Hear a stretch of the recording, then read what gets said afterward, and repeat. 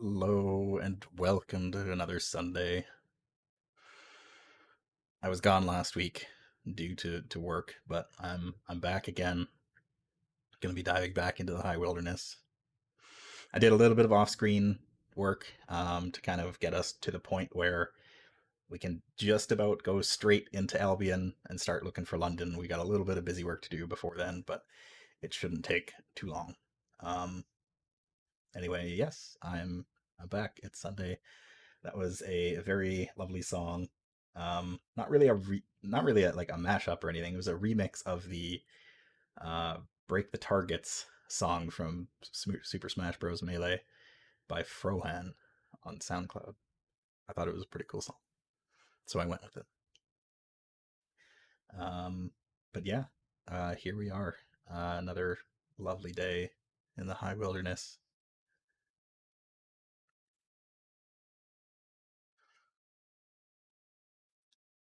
Sunless Skies Pacifist Run, Gunless Skies. You probably could do like a pacifist run of the game, but I suspect it would be very short lived.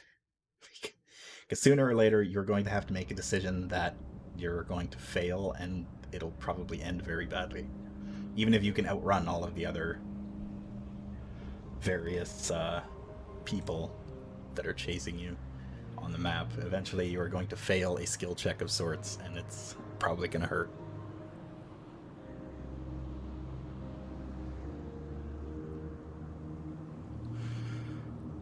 Okay, let's see if I can remember where I left off.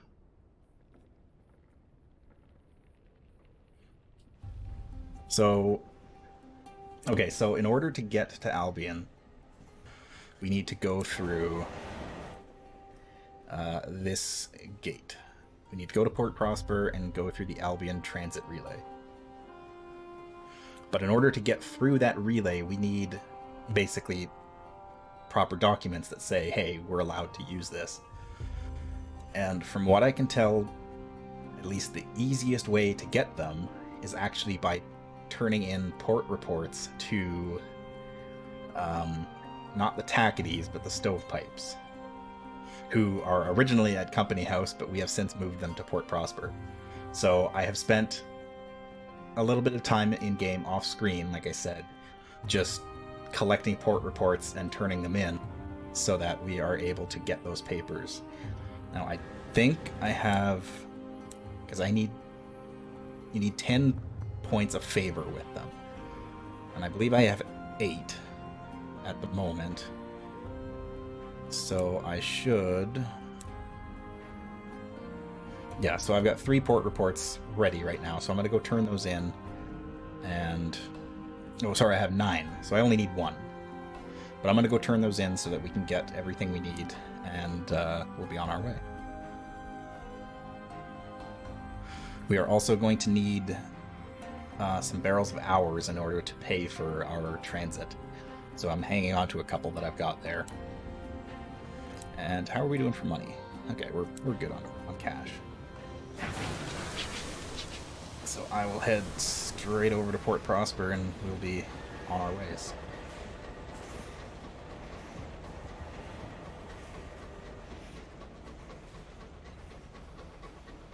Got our nice new train here.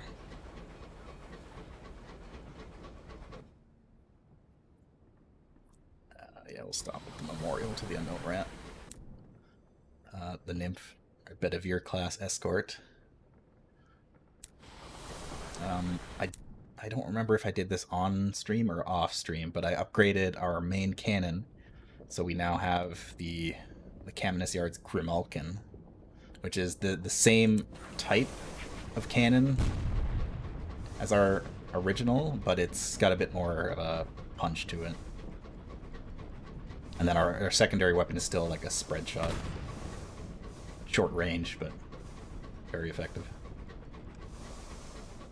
So we're in pretty good shape.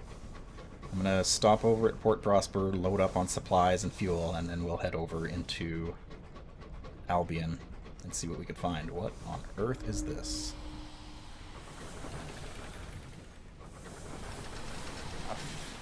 The fungal rocks with an expression of...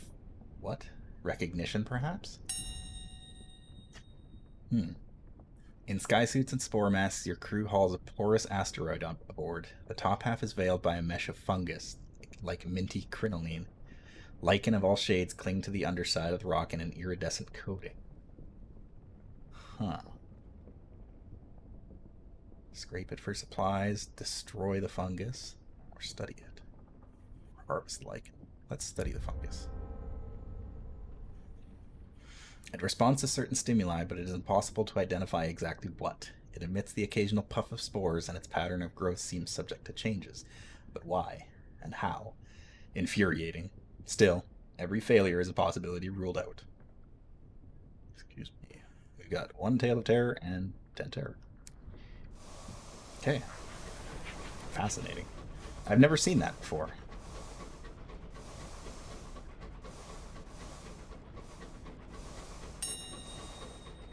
Fuel.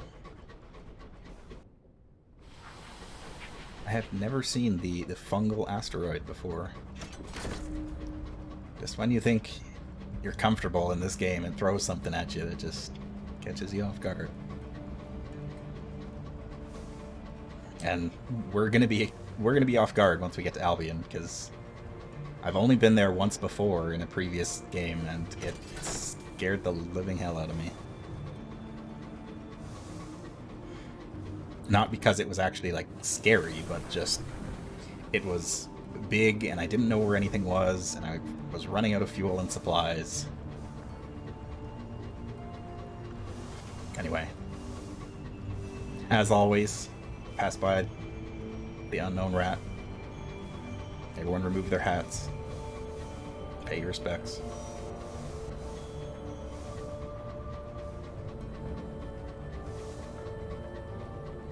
Oh, I also changed our mascot on our crew over to the Blemigan Voyager that we picked up in Lustrum.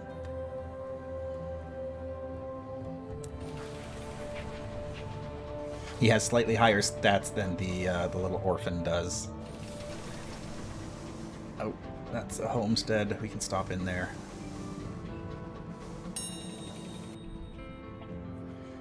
This homestead is plated in a patchwork of corrugated iron. As you land, the barrel of a rifle pokes out from a boarded window and fires, kicking up a spray of grass at your feet. How unfriendly. You'll not stand for that. Return fire. You know what? This is their land. Let's just get out of here. No one who lives in the wild is likely to welcome strangers.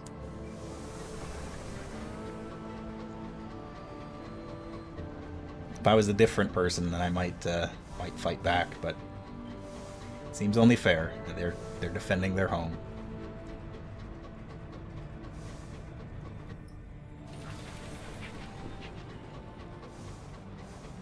Oh, I also I stopped in at Lustrum to get a port report, and while I was there, I checked in on our hours mining operation that we've got going on there, and we got a lot of hours out of it. We got like 9 barrels of hours. I couldn't even carry most of them on my train at the time, so I had to dump a whole bunch of them.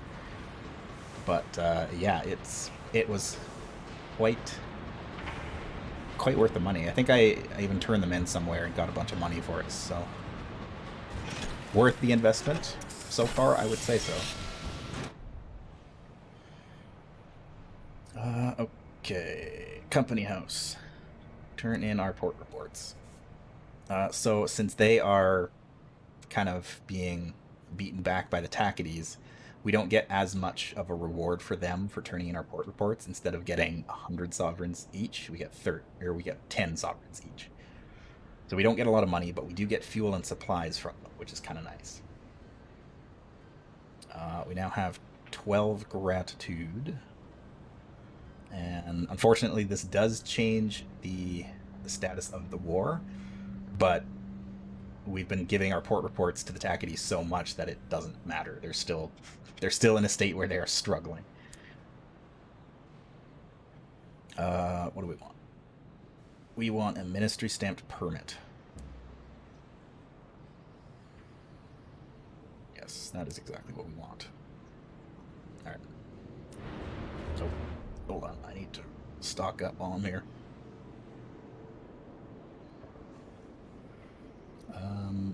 Do I have a settler on board? I don't remember if I do. I don't think I do. Any settlers? Might as well get one while I'm here. Would-be pioneers clamor at the station. I'd appreciate it if you took me to Trader's Wood. I'm in the mood for a spot of sport. He breaks off the handshake and cough into his sleeve. Ugh. Forgive me. I'm hoping a new climate will improve my health. Please get me there as fast as possible. I will pay well if you do. Well, we gotta stop over at London first. Sorry. Okay. So I've got room for 2 more things in my hold. I guess I'll get one of each. Okay. So, we've got a few things that we need to do in London. Where is it? For one, the Hesperidian Cider. What else?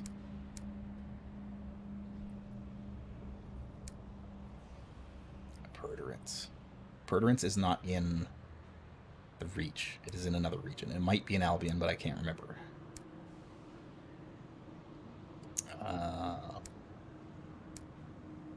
Hybris, mining crew. Maybe that was it, but I mean, there's always stuff to do. Oh, we got to take the black box to London too, of course. We have opened black box. We know that there is a person in there. The rats also want to go to Perderance. Yes, that is also correct. Albion Transit Relay. Alright, so we've got... let's see. Yeah, so we still need to pay 500 bucks.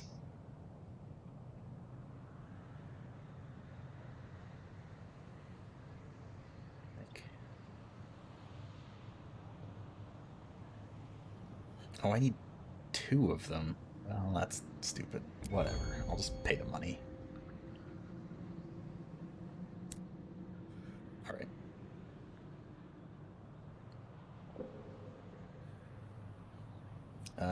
Present myself to customs.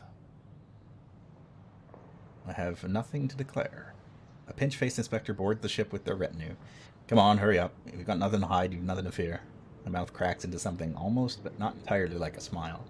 Nothing from me, at least. I have nothing to declare. The pinch-faced inspector almost looks disappointed in having to give you a clean bill of passage. Such a waste of time, they mutter, stamping the customs form. Go on, no reason to take up space here. Your business here is concluded. It is time to continue your adventures in the high wilderness. Return to your engine.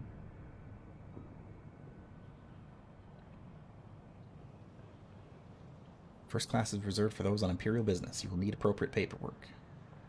Travel to Albion, first class. Alright, so now that we've got our ministry stamp permits, we can travel first class. Unfortunately, we do lose them. But I have hours which we can use to travel back if we need to. So, at the sight of your papers, the superintendent jumps to activate the relay. Its hour looms rumble, spinning the pocket of new time in which your locomotive will make its journey. Wrapped in your engine's new coat of hours, it will be hard to say how long the journey takes, but the hours used by the Imperial officers are languid and seasoned. The passage should be at least tolerable. The machinery grinds and stirs, the steam vents, the sigils of your edifice burn with sullen fire. A force like a great hand seizes your engine. I don't know if that would make my terror fall, but fair enough. It is not the date that it was, and the burrower below is watching us. Away we go.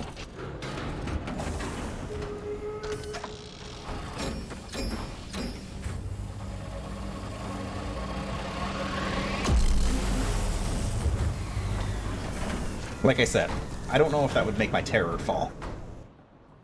It's a very kind hand. Apparently it is. When London came to the heavens, it conquered Albion's son, the king of hours, and built a clockwork something. The settler from Port Prosper staggers onto the bridge, clutching his throat. He appears to be in some distress. Indeed, hair sprouts like invasive weed from every follicle in his body, forcing its way out.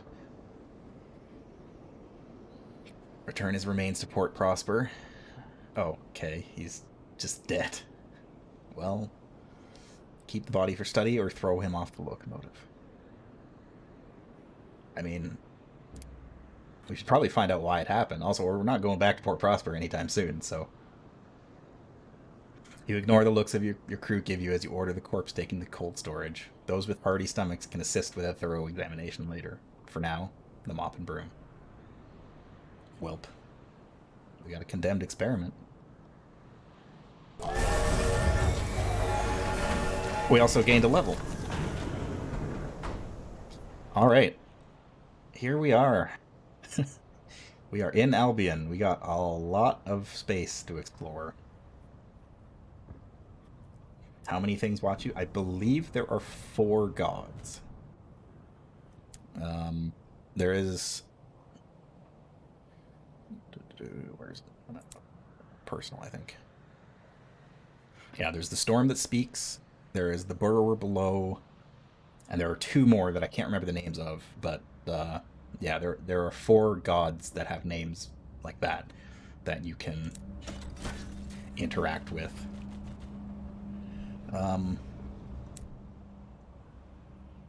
Okay. Now what? So, again, everything in Albion is completely randomly generated, so I have no idea where anything is. We basically just have to head out into the unknown and see what we can see. Oh, right, I gained a level. That's what it was. Level 6.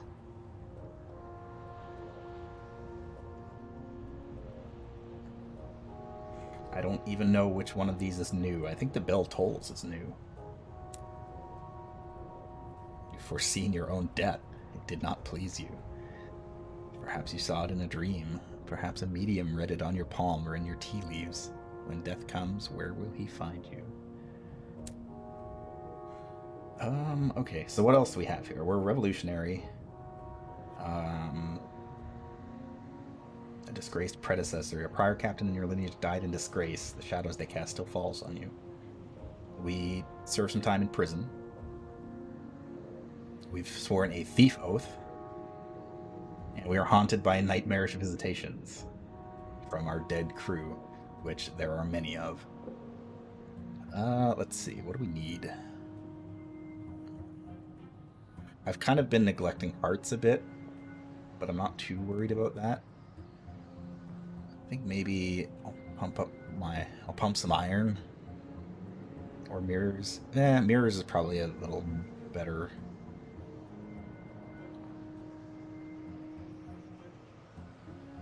The liberation of night.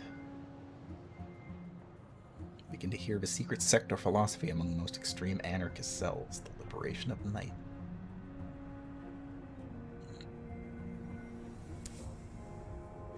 A metamorphosis. You can no longer be the person you were told to be. Your old life would have ground you beneath it. You had to change. Blockade of New Winchester. You fought in the greatest battle of the Winchester War when the regional governor, appointed by Her Majesty, was driven from the Reach. The independent Tacketies besieged the port. The loyalist stovepipes hoped to hold out until reinforcements led by the Imperial Dreadnought, Her Majesty's displeasure, could arrive. Which side did you fight on? Ooh, I like this one. You were part of the blockade, hunting for engines, trying to supply the defenders, and scouting for the inevitable reinforcements from London. I'm sure that couldn't cause any problems. You fought with the Tacketies.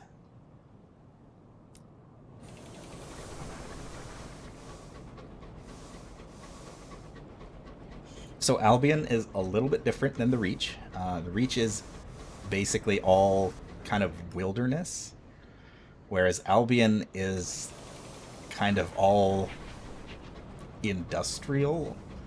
It's basically like a giant city. It's Coruscant, essentially. There are still different regions of it, but it is all very industrial.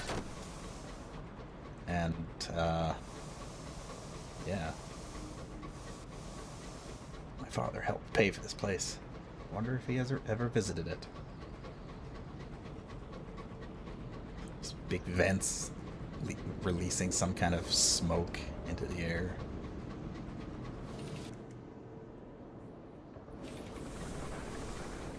God, where is anything? Okay, so that kind of seems like the edge. So maybe it's not all one big city.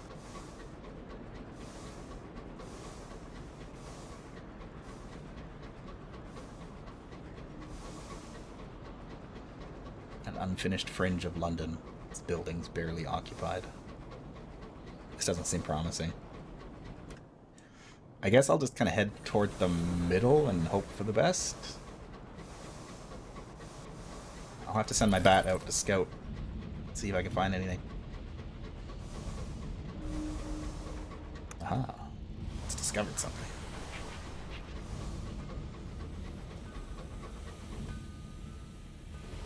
On the other side.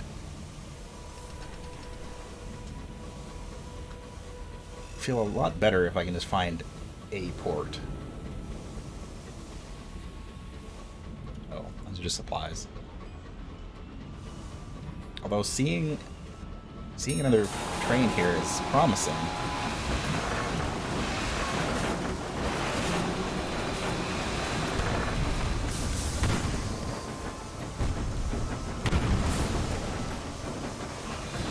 Get out of here.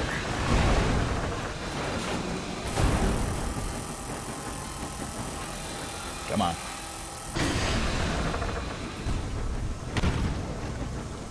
Star Madden explorers are very fast. Oh, okay. He'll just crash into the thing and blow himself up. That works. Gold. Yeah, the Dreadnought wasn't very helpful.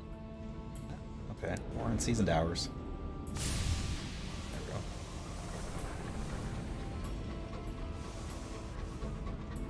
I hear music, which makes me think we might actually be close to London.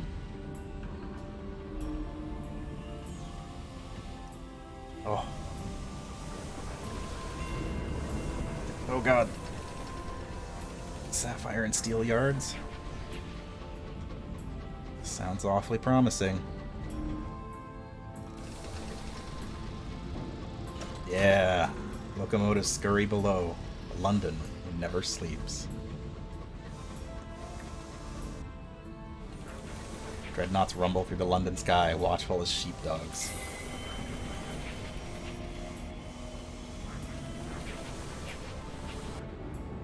Oh, that's not... That one is occupied. My bad. I think I have to go to the other side. Yeah. London is very big.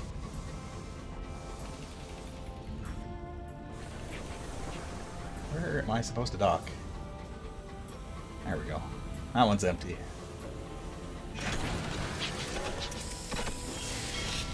Yeah. London. St. Dominic Station is thick with crowds. A brass band plays. The cause of the excitement is an unfamiliar locomotive in imperial blue. A delicate, gleaming craft whose elongated nose houses an array of lenses. A top-hatted official from the Ministry of Public Decency is delivering a speech. The first of a fleet of new Monitor-class locomotives. They will be Her Majesty's watchdogs, scouring the skies for the enemies of Albion. The crowd cheers. Well, most of them. Take a tour, or lend your voice to the protests. Not all the crowd are enthusiastic. A disparate mix of proletariat, academics, and bohemians heckle the speaking official. I mean, we are a revolutionary. The watchdog. The skeptical academic is curious who these enemies of Albion are. Criminals? Unionists? Anyone whose opinions differ from those of Her Majesty? Scowling station worker adds his tuppence worth. All of them fancy scopes and sounding equipment. That's for spotting smugglers. The revenue men put a lot of money into this. Another grunts. This isn't the first one either. This is all just for show. The monitors are already out there, watching. One of the more fiery objectors flings a half brick. It rings on the plating like a bell, scratching the fresh blue paint. The constabulatory close in. You scatter. You will now encounter ministry monitors while exploring. Things have changed. No sooner have you pulled into the sidings than a long-faced man in a battered coat approaches your locomotive and asks for a moment of your time. The story was unlocked because you have affiliation villainy at 3 or more. Let's hear what he has to say. His voice is nasal, his eyes gray. I will not wish you a good day. You are a person of intelligence, and the day is manifestly miserable. I myself am newly affected by the gout, which has made my mornings a parade of wretchedness. No doubt you have your own misfortunes, into which I will not pry. Instead, let us move to the happier subject of business. I have heard amenable things about you from several mutual acquaintances. My employer may have work for you. Profitable work, but perilous and profoundly illegal. Should you be interested, seek me at the Admiral Benbow Inn here in London. With that, he takes his leave, tutting at the thickness of the fog before he dons his crooked hat and vanishes into the crowd. Wit and Vinegar, A Smuggler's Tale.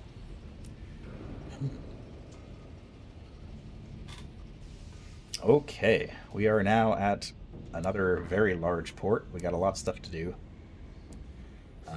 There are prospects that we can pick up from here. I'll buy some supplies while we're here. St. Dominic's Augmentations. So London is where we can buy even more advanced equipment for our train. It is extremely expensive. but this is where we can go. Oh, we can get an assaying device. I don't have any more room for that, though. I might want that. What else do we got here? There's locomotives, which I believe... Oh, these are different. Well, this is the one that we start with, the Spatchcock. The Parsifal and Pelennor are the same ones that we had before, but now we can also get an Agravain class Juggernaut. That is a spiffy-looking train. The terror of the skies, the harbinger of conflict. Also, yes, my aunt is here, avoiding her. But where did I get these from? Whatever, I'll put them in storage. Alright. London's chief station, draped in Union Jacks and studded with bronze busts of her renewed majesty. The platforms crowd with people. If the throne of ours is London's heart, this is its carotid artery. Your aunt is here, dear God. The munitions were floating random. Oh, okay. I didn't.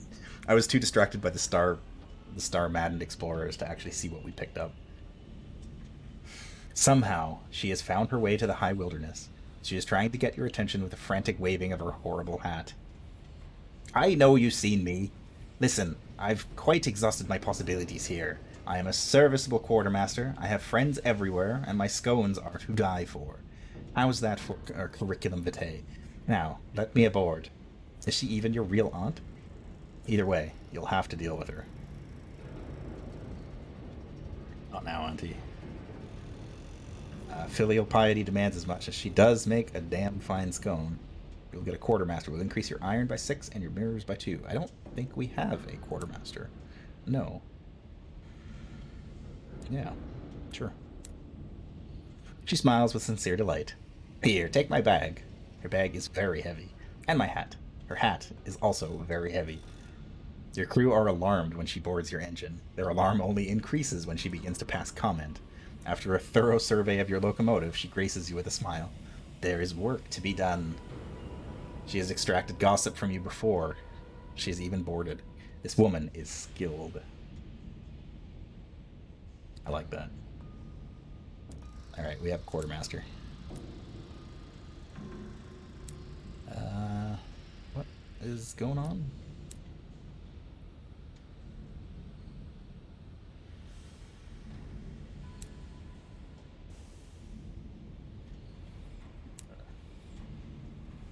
I don't know why that popped up. Oh, random Star Wars fact. Okay. Let me think for a moment. We'll try and get something good. Let's think.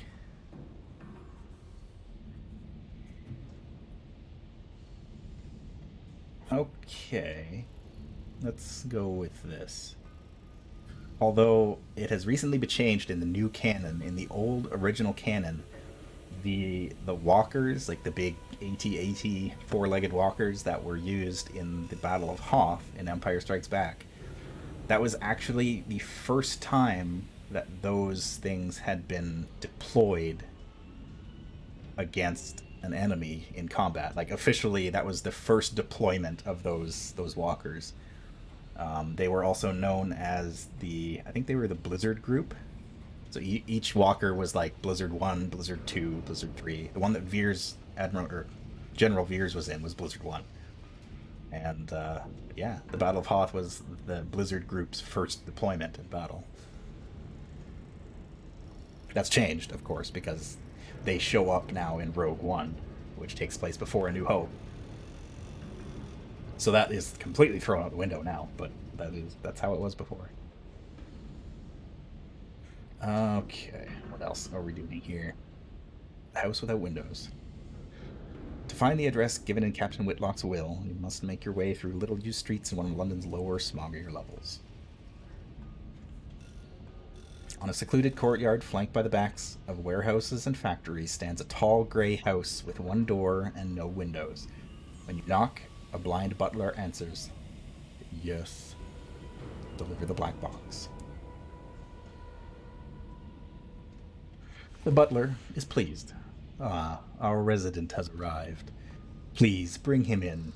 Everything has been prepared according to Captain Whitlock's instructions. As you maneuver the black box inside, you ask what those instructions were. She has arranged for Master Jacob's convalescence with us.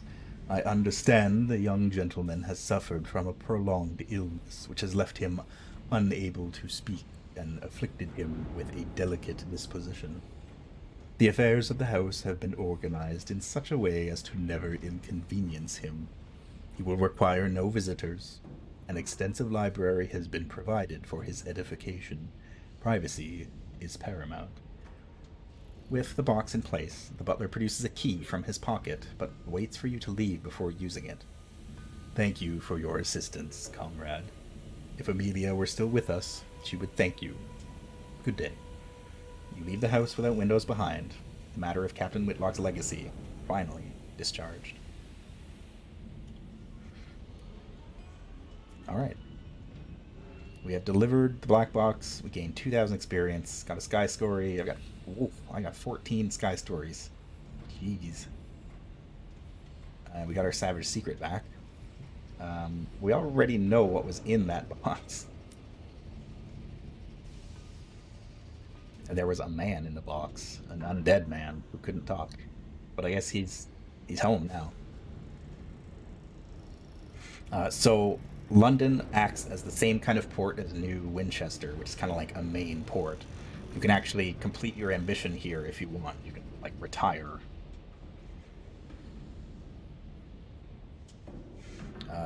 In order to retire in the manner in which you wish to become accustomed, you require two things: suitable property and the admiration of your peers. These are the best security that money can buy. We need 5,000 sovereigns to buy Hardcroft Hall. Oof. Perhaps not. That's a lot of money. Let's... Oh, I'm full up on crew even.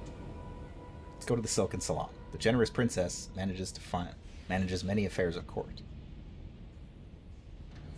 She cultivates alliances, forms opinions, sets trends, makes introductions, suggests promotions, and dismantles reputations. She attracts rumors like a lantern attracts moths. It's said that she fears the light of the suns, and that her gifts inevitably destroy the recipients. She can sometimes be found in her salon, where she welcomes visiting captains. I expected the black box to act as the game's main quest. I did too. I've never actually got to the point where I passed the black box off before, and I kind of expected more to come of it. It still might. I don't know that for sure. But for now, that quest is done with, and we move on. Princess likes to keep abreast of affairs.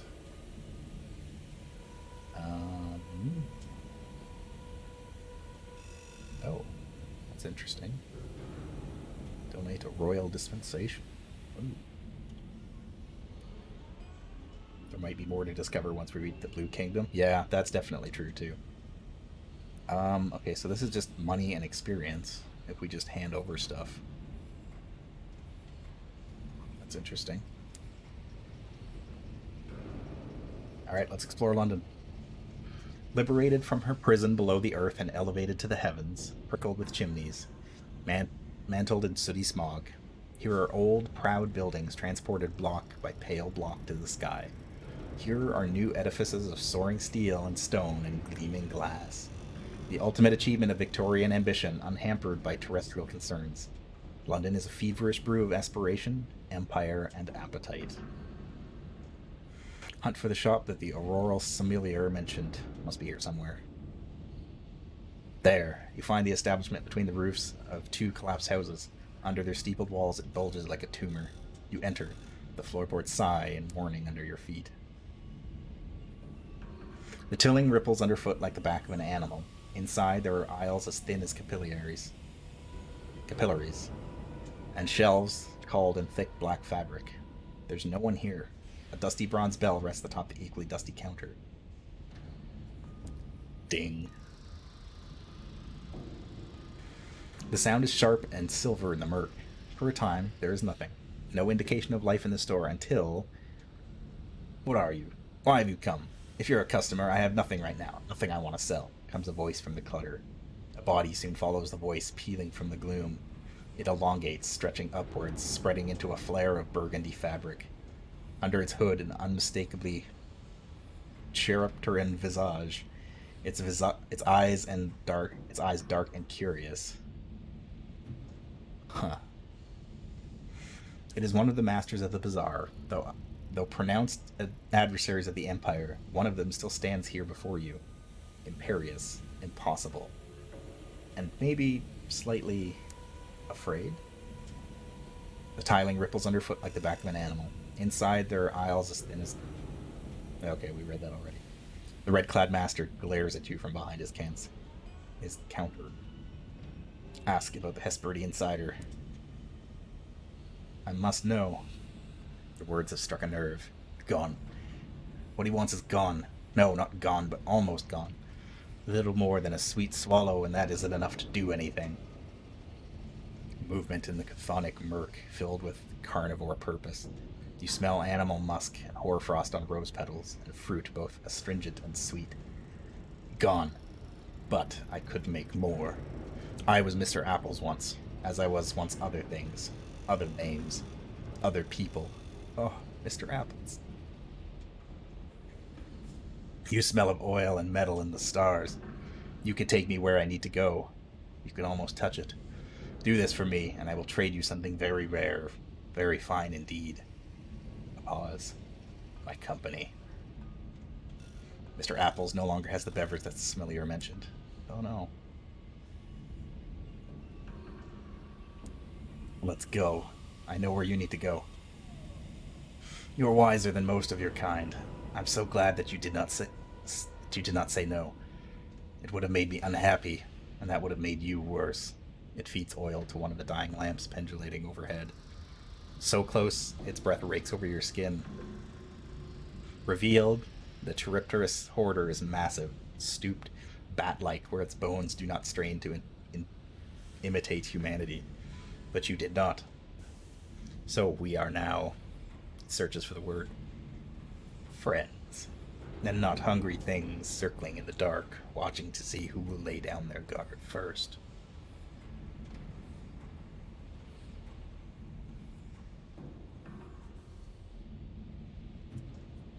All right. We got another officer.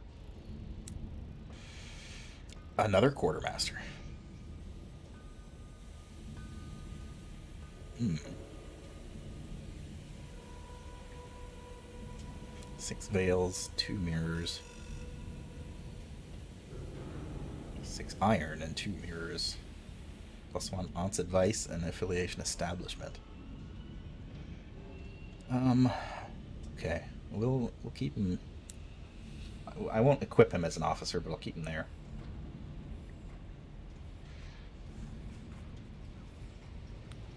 Okay, what else can we do here? Let the princess set up a salon. Hell yeah, disquieting that, friend. She will be gone for a little while. You will have to manage without her, you poor thing. The princess will leave your engine. You may pick her up again, but only while the salon is open. Sure. Princess sweeps away into the smog. For a moment, her tiara sparkles in a single beam of distant sunlight. She has left you an invitation. It is to the Red Salon. No further details are given. You'll have to find it, and the princess yourself.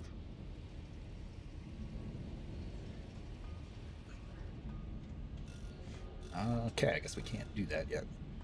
But I guess that means PO, you should be happy because it's time for us to use our hot, fortunate navigator. I know you were voting for him last time. Okay, what else we got here? Wander the streets. A day in London. All of the pubs are shut. So too are the salons, parks, gambling dens, honey houses, gin palaces, chop shops, and backstreet bookshops. The ministry have wind of illegality. They are abroad today. Attend a meeting with the gloomy middleman.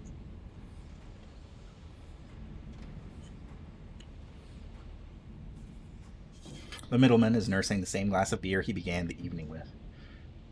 Ah, comrade, to claim it is a good evening would be duplicitous, but it is at least an evening, and here you are in it. He waits until you sit. My employer can open a profitable door for you. There are goods that Her Majesty's government do not want to see bought or sold. Prohibition begets scarcity. Scarcity begets profit. One example of this contraband is red honey gathered by the Midnight Rose at Titania. Unfortunately, supplies have dried up. Prove your value, find out why, and fix the problem. Visit the Midnight Rose at Titania to learn why the deliveries of red honey have slowed. Interesting.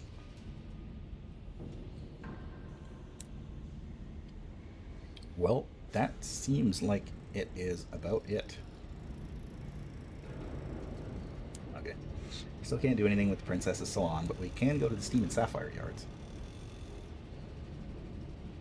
Its engineers will conduct brisk locomotive repairs for visiting captains, but their chief responsibility is the production of small but essential components used by a dozen different engine manufacturers.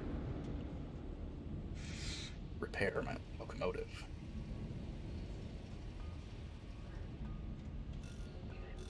Let's spend 30 and to repair our hull a bit. Just for good measure.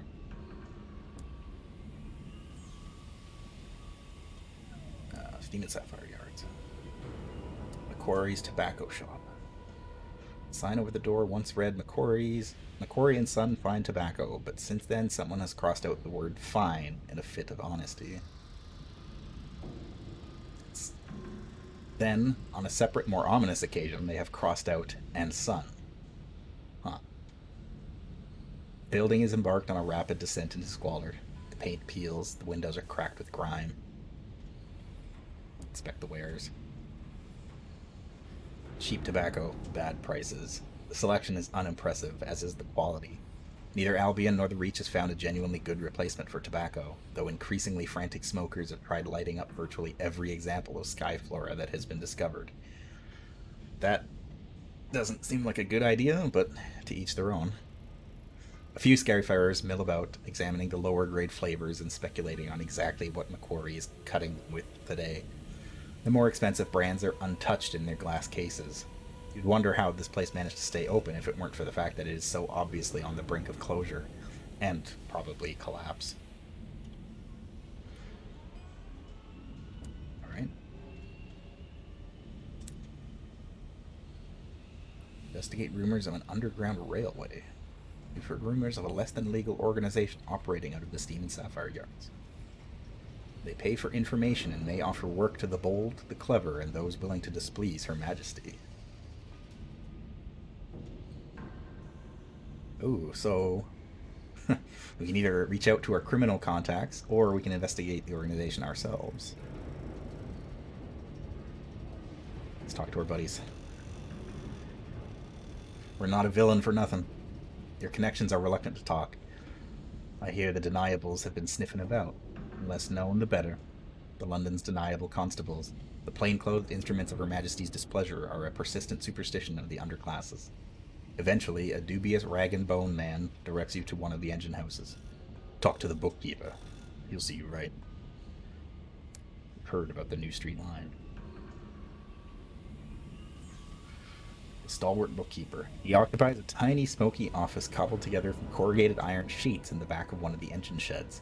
It's stacked with nicotine-stained account books and boxes full of oily brackets. The bookkeeper looks up at you as you enter and gestures to a chair. He offers you a cup of tea, savagely stewed and swimming with sugar. Ugh. He is deaf, but content to communicate through sign language or messages scribbled on a pad of paper. Obliquely, he explains that he does additional work for an organization unaffiliated with the government, which has an urgent need for up-to-date reports on other parts of Albion. Aha. His patrons will pay for such intelligence to be brought to them, rather than the ministry. What's more, he implies, earning the organization's trust might open the possibility of additional work. Deliver Albion port reports to the stalwart bookkeeper to receive rewards. Cool. Alright, so it sounds like Albion has the exact same mechanics as the Reach does, with port reports and returning them to one of two factions to get different rewards. So that's kind of neat.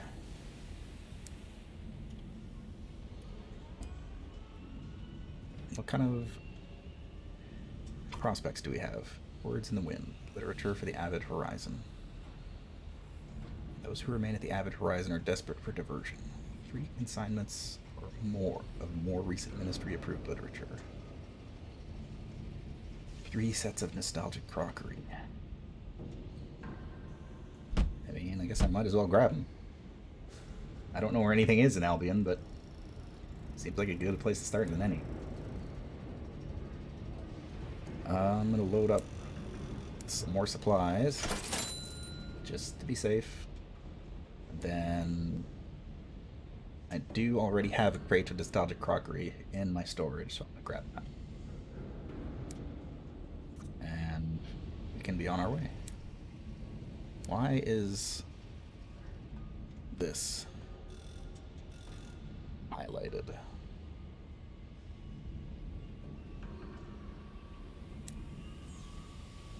I don't understand.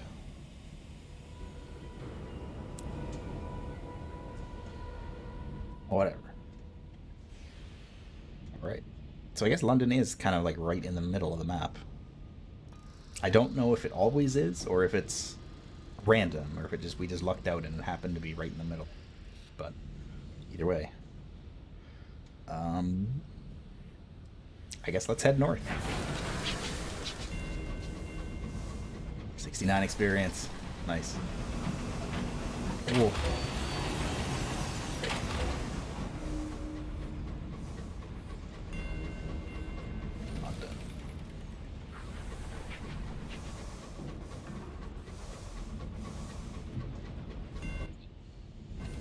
The Throne of Hours. Ooh, that's that's where the queen. That's where the queen be. She's there. I just dropped off her daughter into town. Oh, what was that? The horological office. Oh. Oh, there's so much to see. There's not really anywhere that we can go, per se, but...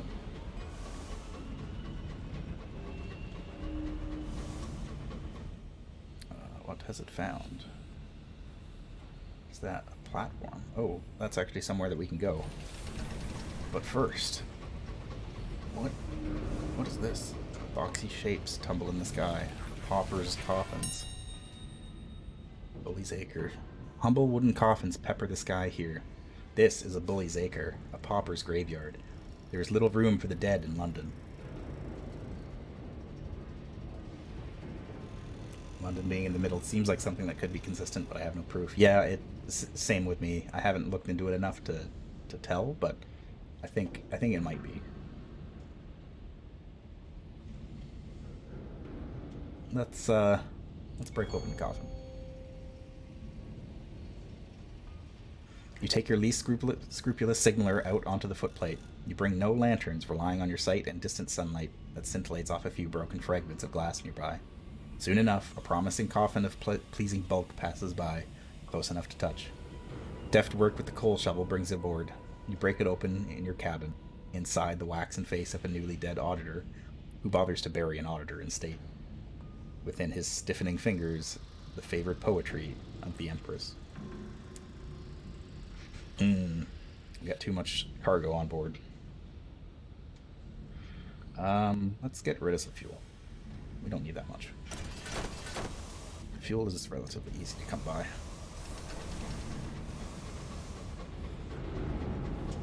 Oh, there they are. Those are the coffins. I just knocked one over there. I didn't even see them the first time.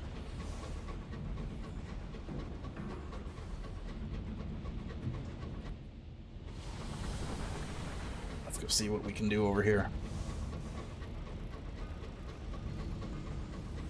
A throne of hours, domed and vast, presides over the riot and glory of London.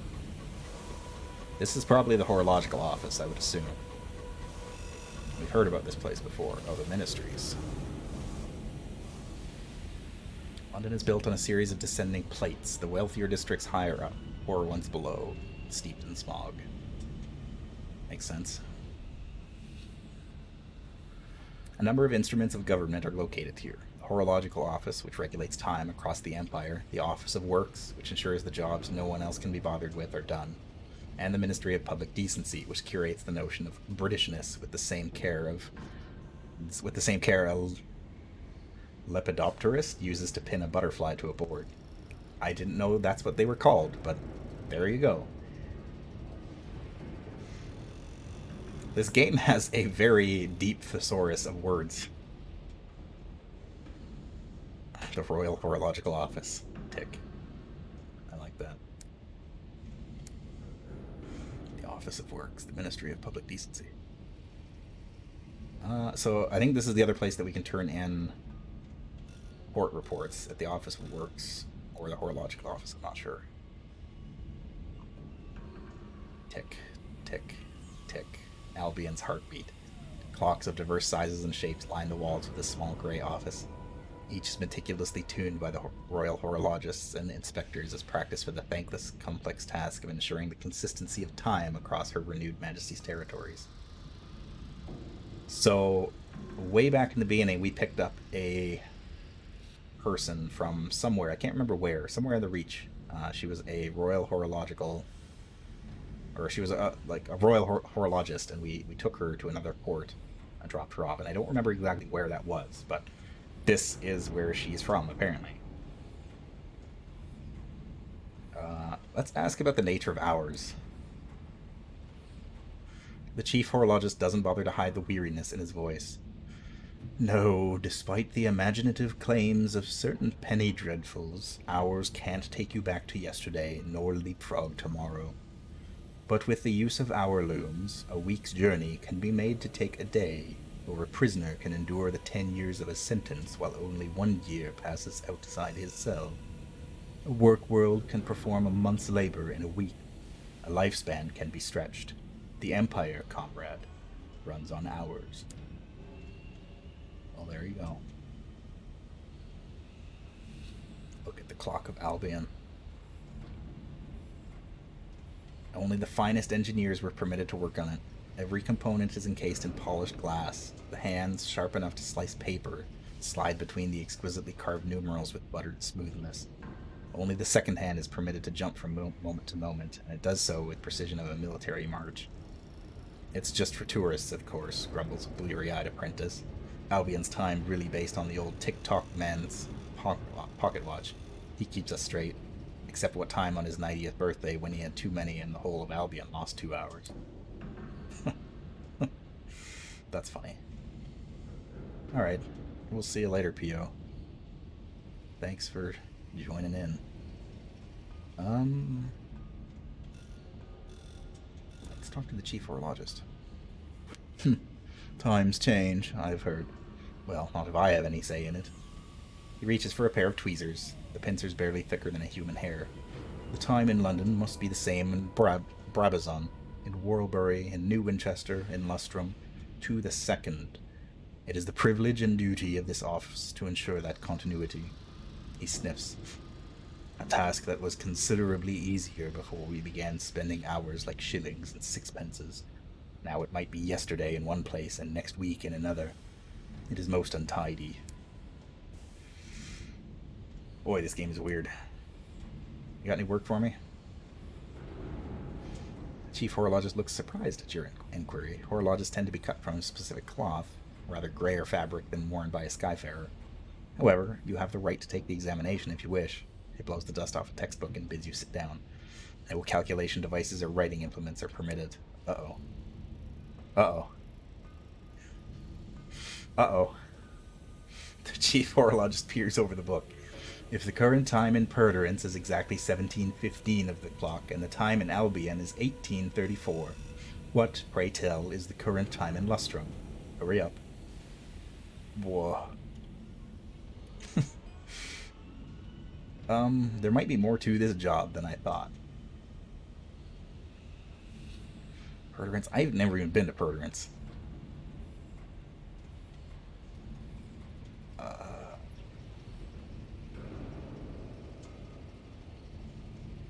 Time in Albion is 1834. Time in Lustrum is 1834. 1434.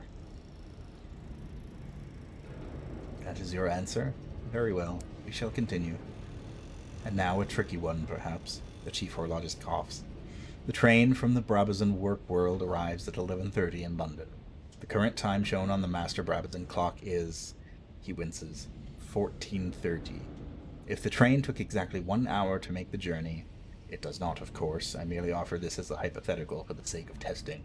What was the accurate time of its original departure from the work world? Oh my god. Arrives at 11:30.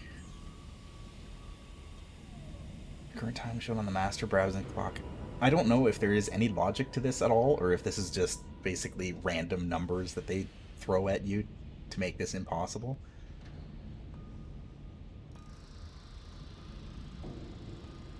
Departure from the work world.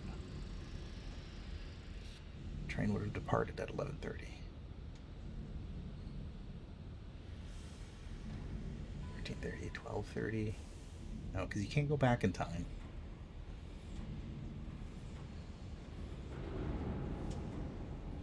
The current time is... Oh my god, this doesn't make any sense. Train departed at 11:30. Why not? Pauses for a moment before writing your answers down. I'm actually trying to logic this out, and it's just ridiculous. You wait patiently for several minutes, but the third question doesn't seem to be coming. The chief horologist's eyes have drifted closed. A thin string of drool dribbles from his otherwise dry lips as he snores. Excuse me, sir. Oh, yes, excuse me. He glances at your answers. Oh dear. Well, I see little point in continuing with the other 248 questions. I'm afraid you simply don't have what it takes. Do not be chastened. Pause. Perhaps a little chastened. There's only one clock of Albion. All else is inaccuracy. I can retake the horologic exam in a month's time? Oh my god. Let's get out of here. This place is mind-boggling. Ministry of Public Decency.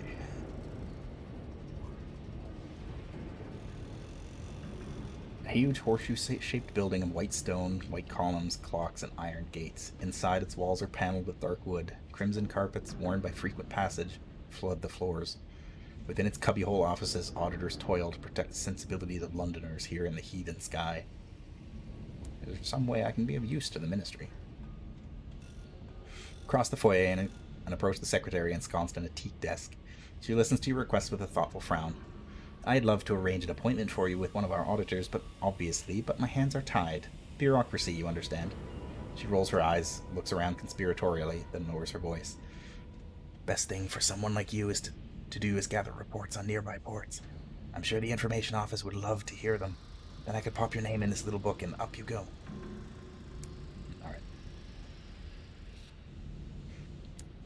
So there's our confirmation. Turn in port reports at the Ministry of Public Decency. What's the Office of Works? It is a bustling bureaucratic enigma. Behind its red brick flanks toil numberless clerks and surveyors. What mysteries lurk within its memoranda, its chits and receipts? What exactly are its eponymous works?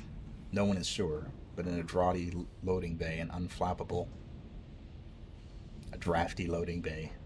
Interesting. An unflappable foreman purchases supplies to complete outstanding work orders. Offer your services. The Office of Works, God bless her, has very particular requirements. Very particular. Let's have a look.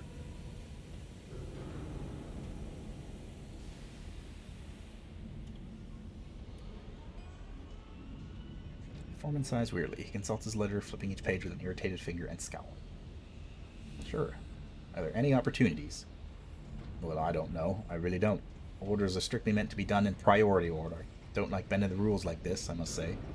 Where would the Empire be? His grumbling continues, punctuated by the sharp turn of pages.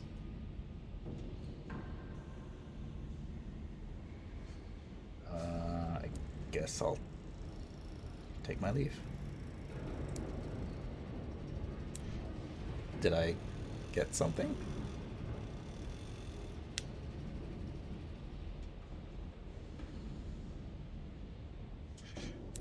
I don't think I did.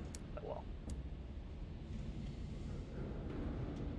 I'll buy another fuel, because I'm about to run out. That looks like the same stuff that's on sale in London. Yeah, same thing. Okay.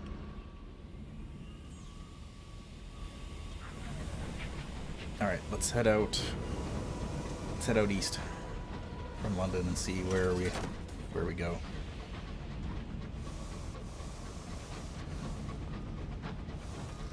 See what we can see. Do what we can do.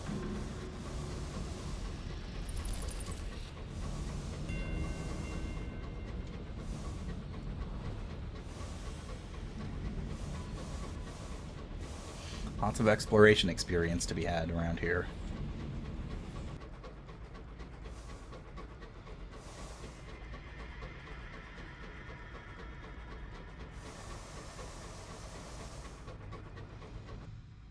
As long as we don't get lost somewhere.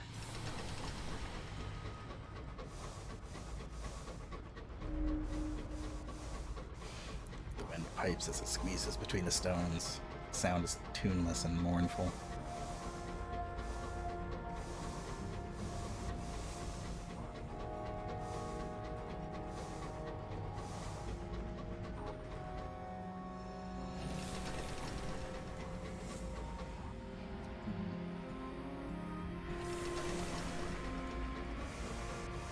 Oh, I think that's one of the new ships that we saw.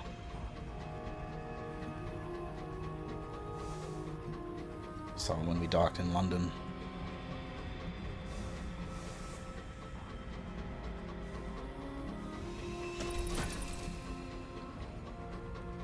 Send my scout out.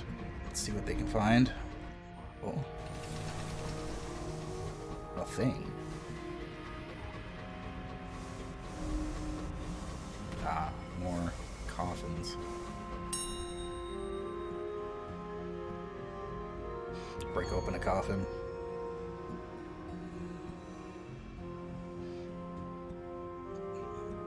After several silent minutes stood at the window watching coffins drift by, a keen-eyed signaler cries out, a flash of silver. You hurry to the footplate, coal shovel in hand to hook the coffin as it passes. You almost stumble over into the sky, but you reach the coffin with its crest of silver and haul it aboard. The crest is the university's. Silver is real, as are the chains that seal the coffin. You fetch the bolt cutters. Inside, an experimental device for fracturing neveratine, too precious to leave in the hands of academic scholarships, apparently. Fascinating.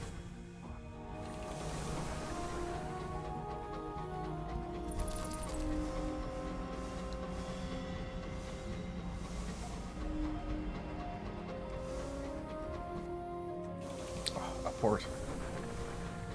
Apparently we are in, like, a sky full of glass? This is interesting. Oh. I don't know what that was, but I'm not going over there. That was something ghastly. Indeed. I'm too curious, I have to know.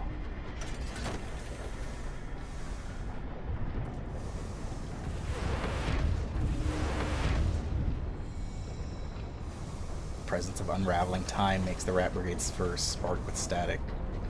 Oh. Oh. I see. We found the clockwork sun.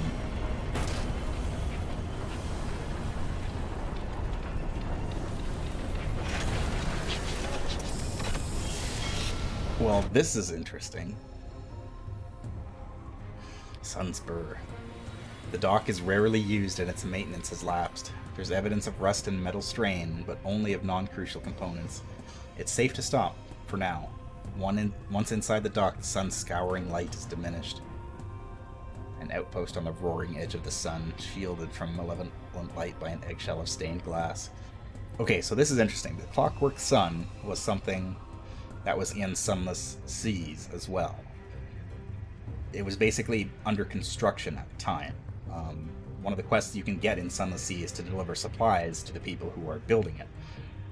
And then the game, I guess the supposed canon ending to the game is that the Sunless, or the Clockwork Sun is activated and it goes up into space. London goes with it somehow. I don't know exactly how it works, but yes, the Clockwork Sun is here. So the whole idea is basically that the people who were building the Clockwork Sun were stuck underground. They hadn't seen the sun in so long. They basically said, we're going to make our own sun. So they did. And they created the Clockwork Sun, which is some sort of horrifying eldritch creation. I don't know that much about it, but it's not good. I know that much. As you emerge from your train, suit-swaddled engineers gather, plainly astonished by your arrival. They bombard you with complex questions about how you dealt with the dense sunlight and skewed chronosolar fields. Once satisfied, they hand out protective suits to you and your crew. Yours is patched and torn, one boot missing. You successfully reach the Clockwork Sun. An engineer sprays you with a substance that smells like lemons gone wrong and searches your pockets. A cursory effort at best. You seem distracted. Sunlight seeps like syrup through cracks in the stained glass ceiling. The floor shudders in time with the churning machinery far beneath your feet. The air has a tang of chemicals, bonfires, and rain. Pistons pump, cogs turn, and the suit-swaddled figures tend to the enginery, bellowing over the shrieking metal. The Clockwork Sun is the preeminent symbol of the Empire's heavenly dominion. The newspapers in London call it enduring, everlasting, eternal.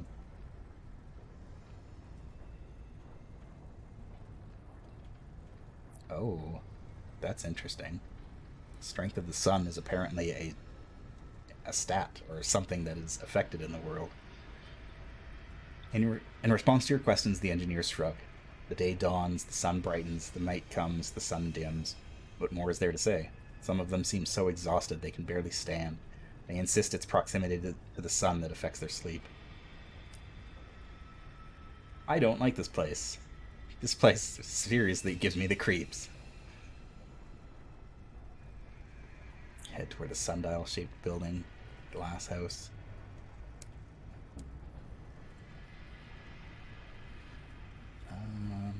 They're selling carefully packed crates of ammunition. No supplies, though. That kind of sucks. Alright. The Clockwork Sun. Let's head to the sundial-shaped building. You'll be the sequencer's new favorite project, one of the engineers tells you. It'll keep him out of our hair for a while.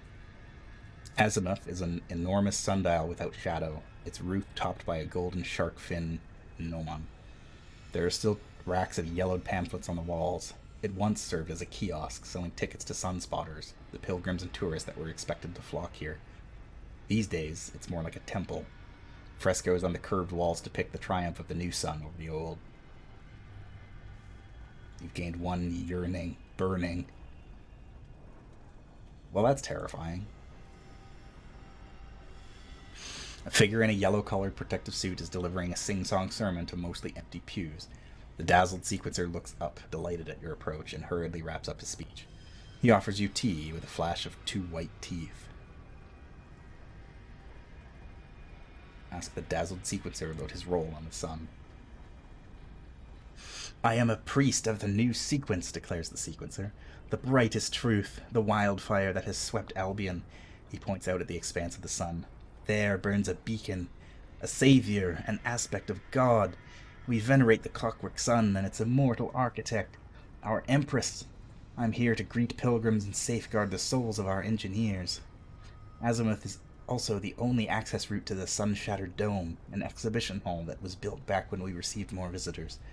The dome is terribly dangerous, and I advise you to avoid it, no matter how much you hear about the priceless artifacts inside. Priceless artifacts, you say?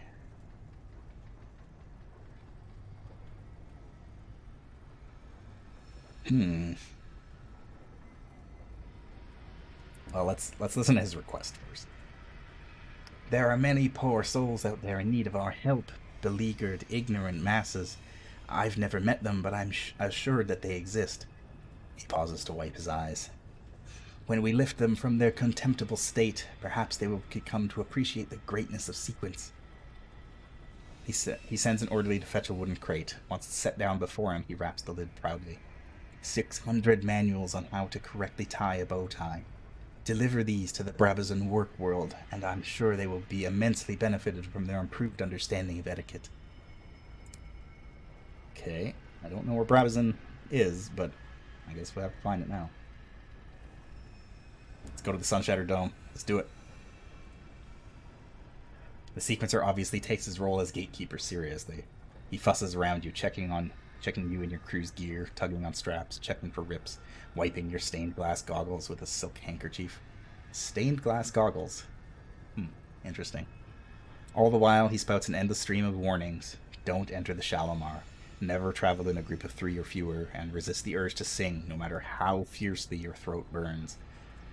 And for sequence's sake, watch the condition of your suit. With that, he pats you on the back, hands you a brochure, and sends you through the heavy iron door into the dome. I feel like this is a bad idea. Exhibition halls built to accommodate sunspotter tourists and sequence pilgrims, and abandoned after the dangers of the sun became impossible to hide. Priceless paintings hang in bleached rags. Magnificent relics have been left to accumulate glittering glass dust. Is anything still intact? The stained glass sky has collapsed, and unfiltered sunlight gnaws savagely at your hazard suit. It is currently undamaged, though a little shabby. A scream. One of your crew is staring in horror at her hand, which is suddenly shriveled and sprouted liver spots. The light can do strange things to the flow of time, and you seem to have strayed into a bad patch.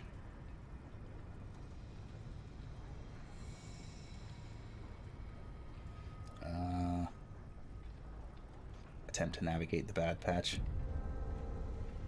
No.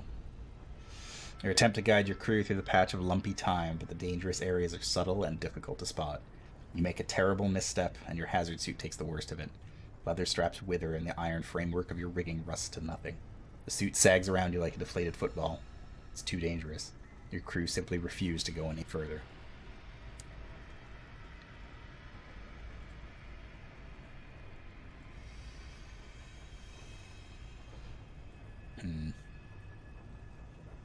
Mark this with the state of your suit. You have 2 in all. That's not good.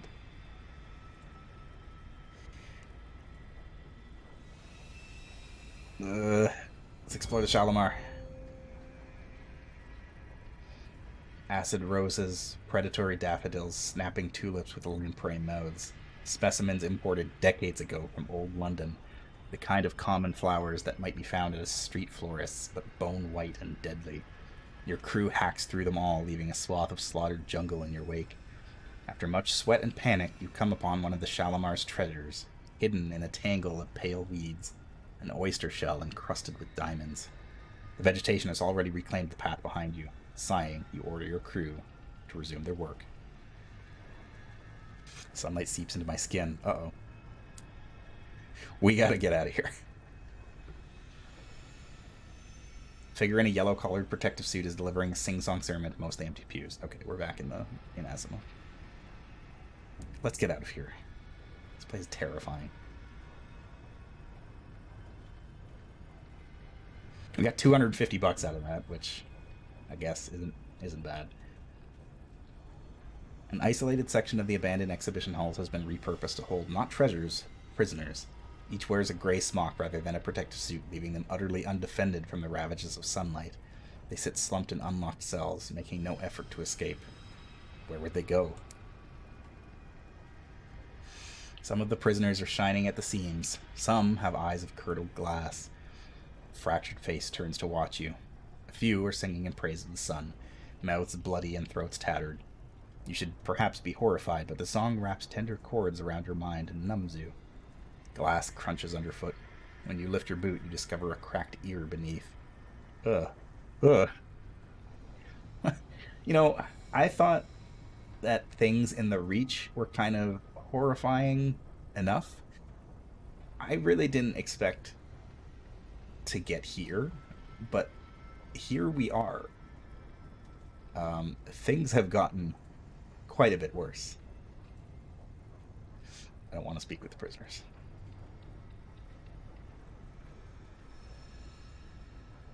Only one cell is locked. The man within is neither singing nor screaming. The left half of his body is shimmering, translucent. Only the flesh and muscle of his left half is vitrified, not the bones and blood within. The glass is suffused with 1,000 fine frozen capillaries, like delicate red cracks running through ice. He fixes you with an anguished stare. Get me out of here. This was an exhibition hall once, never a prison. An engineer must have had to install those bars especially for him. The others would not leave even if they could. Their minds are lost. The empty attempts a one-sided shrug. And, well, the Empire sent me here because I was smuggling sunlight from the Neath, back before the horizon closed. When I sold it, I told my customers that the light from the clockwork sun was toxic and true sunlight was the only cure. Ended up causing a minor panic in London. I think one of the engineers locked me in because he took offense at my criticism, though. He gestures at his vitrified body. I stand by it.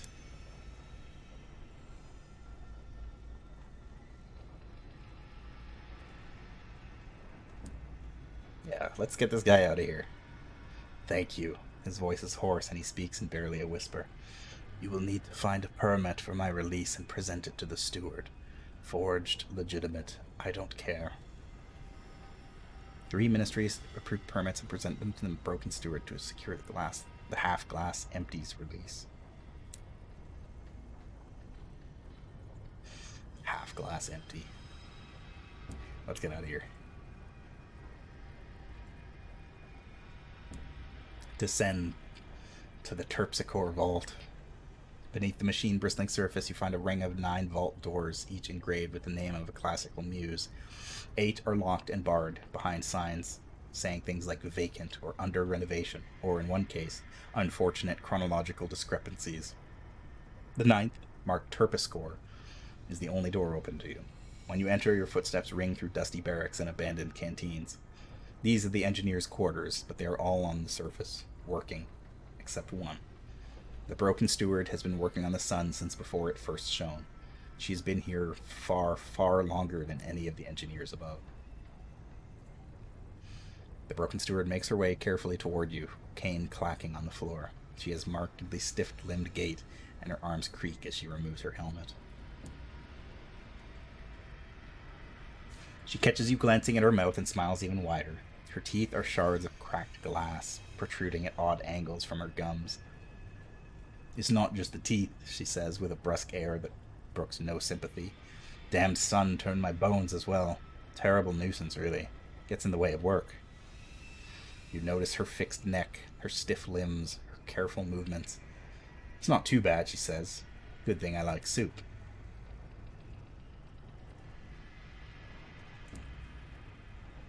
Good Lord, this place is awful and horrifying. I want to get out of here. Let's just go.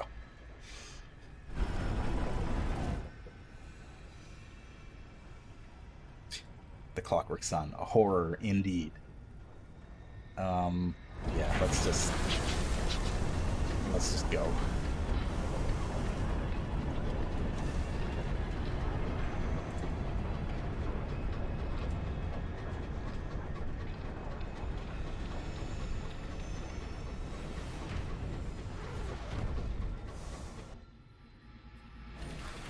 That right there is one of the reasons why I like this game so much.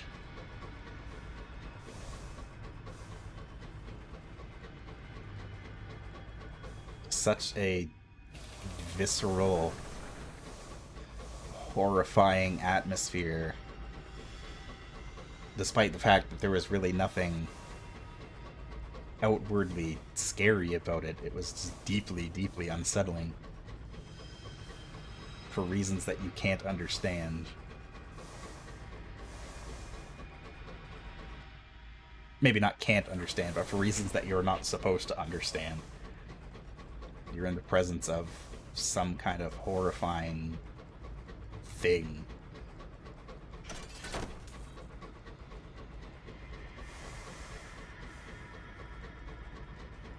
It's great. Alright, Bat, find me something good. It found nothing. Oof. We are running low on supplies, which worries me.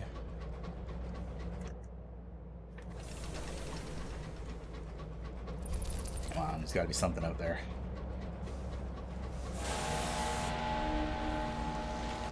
Aha, it found something.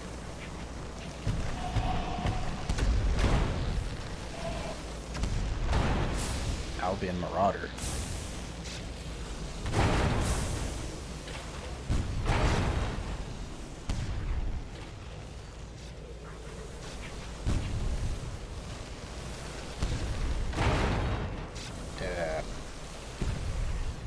Don't stand a chance against me.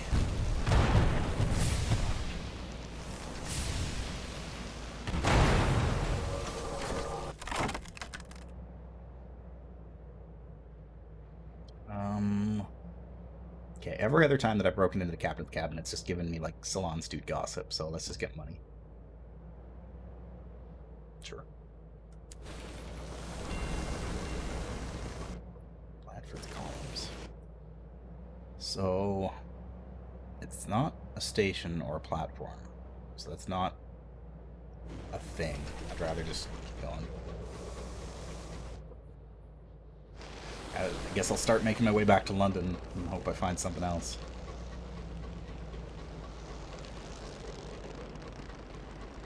So right now, London is the only place that I can actually resupply.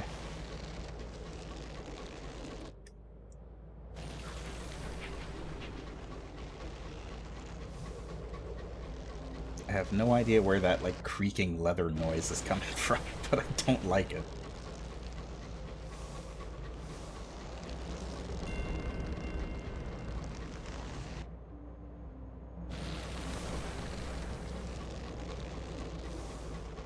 Close.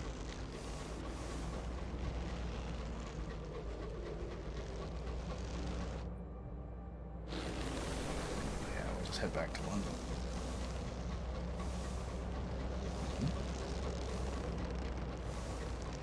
I think the creaking leather is a sound bug. Pretty sure that's not supposed to be still playing.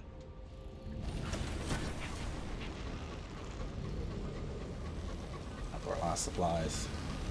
We'll be alright.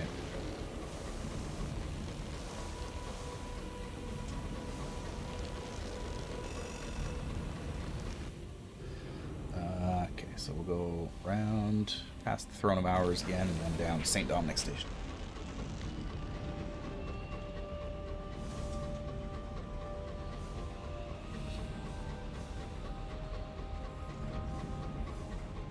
Turn in my port report to the shady guy that wanted them.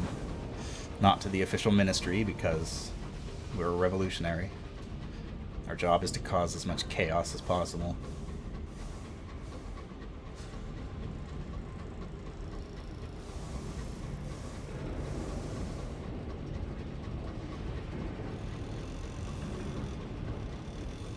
Well, I don't know if that's our job, but it's what we like to do. Let's go to the Steam and Sapphire Yard, the Stalwart Bookkeeper. We can turn in our port report. He reads the report swiftly, makes a few notations, then files them deeply in his haystack of financial records, beyond the attention of even the most persistent ministry auditor. Thanking you silently, he conveys that you are doing important work. Ah, we now have their gratitude, and 100 sovereigns. So, if we get more of their gratitude, we can trade for Savage Secrets, Unlicensed Chart. I have one of those. I got one of those from somewhere. I think I bought it at, like, a curiosity shop for a bunch of money, and I haven't used it yet. Earn his trust, an invitation to perderance. Oh, hello. That's interesting. I need 3 or more. Okay.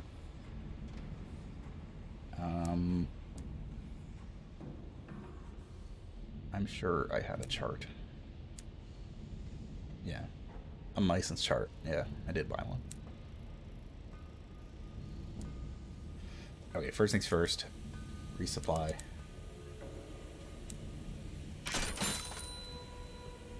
Actually gonna buy some extra supplies because we're probably gonna need them once we start throwing stuff around or throwing our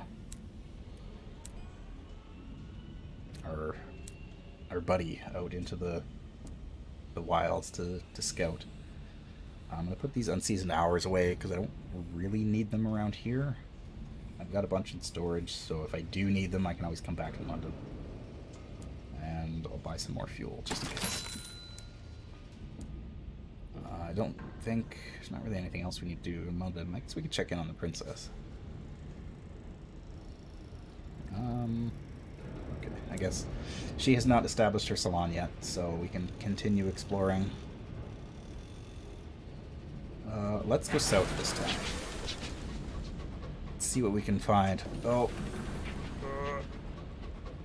Keep forgetting.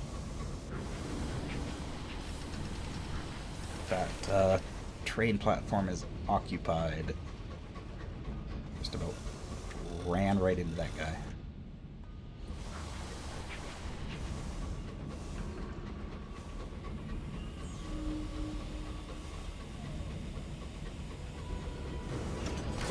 Pipes and gantries snake through the smog.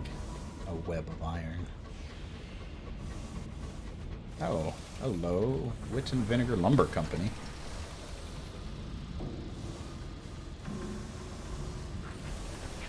Carefully. Ugh.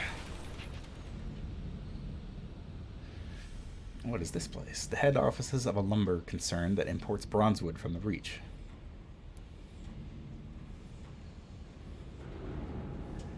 The Wit and Vinegar Lumber Company operates primarily in the Reach, mining bronzewood and transporting it back to London for construction, furniture, and locomotive plating. Its loading platform is frequented by brawny, wind-bitten men lugging slabs of bronzewood into the warehouse.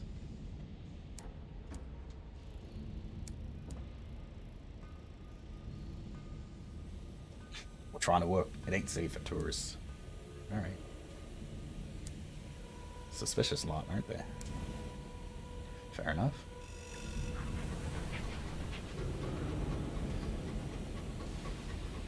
I'm pretty sure I have some bronzewood saved up in my bank vault. So if I get to the point where I can sell it to them, I can do that pretty easily. But they don't seem to want me there, so off we go. Let's go explore Southern Albion and see what we can see.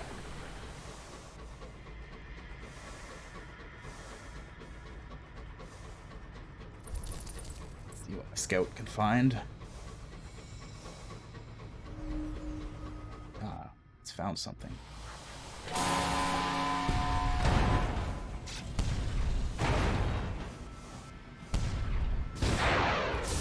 Ooh.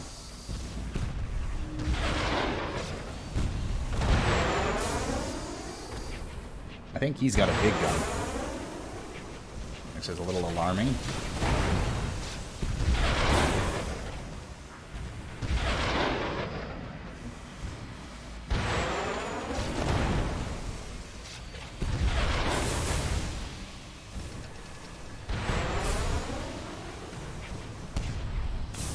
This is an actual fight.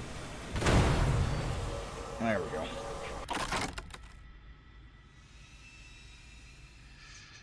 The resurrectionists haunt memoriam, plundering its graves for corpse goods and cadavers. They sell the valuables to pawn shops and the bodies to disgraced scholars, deranged artists, and grisly collectors.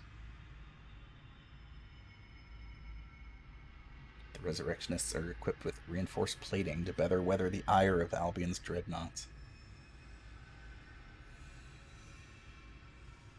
Demolish the grave robber.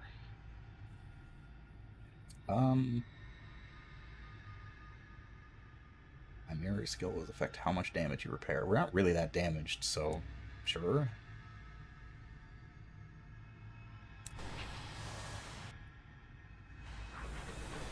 Okay, so Clottendale Cemetery. Okay, so this is apparently the cemetery.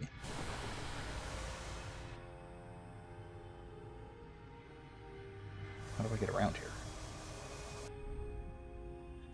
Unsettled dreams. That night, your sleep is peppered with uncomfortable dreams. The sky of your dream is blazing gold. It is peppered, no, crowded with suns. Suns piled on suns, like the groats in a miser's hoard. Their lights flood you. Their light floods you. It shines through skin and blood and meat, picking out your branching veins and the slender pillars of your bones. Is there no more to you than this? You wake. Make sense of the dream.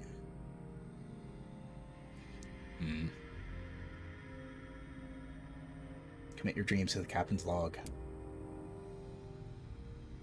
You record the dream as vividly and as thoroughly as you can. Does your hand tremble as you write? Does the ink spill? And when you read it back, does it make sense? Or does it sound like the ravings of a crumbling mind? I'm sure it has nothing to do with the splash of sunlight that I got from the horrifying Cthulhu sun.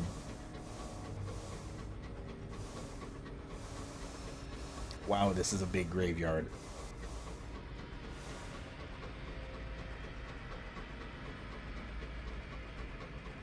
This is going to require a saying or something, isn't it? No. This elaborate memorial is carved with curses. That's not good. Find me something good, bat friend. Oh. A station.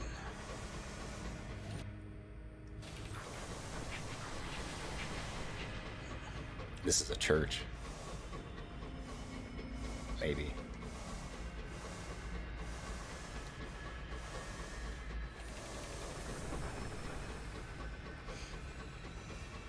I really didn't expect things in Albion to be this much more horrifying than the things in the Reach, considering the Reach is like the frontier.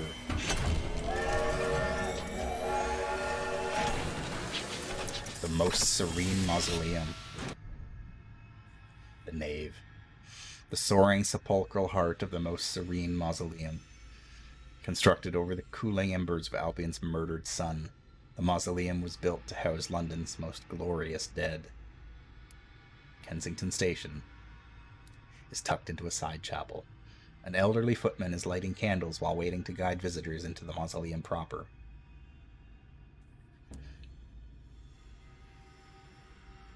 Lighting a fresh taper, which he carries in his silver holder, the footman leads you through a narrow arch and down a winding spiral stair. You can hear weeping close by, but the echoes make it hard to discern the source. Soon after, you hear a sharp burst of laughter and music. Occasionally, you can make out the rumble of what the footman confirms to be the London Necropolis Railroad, far below. At the very bottom is an oak-paneled door. The footman unlocks the door, bows, and departs. The footman disappears into the gloom, leaving you alone, facing a desk shaped like a baptismal font. A cheery registrar sits in the middle, waiting to greet you. There are protocols that must be followed at the mausoleum.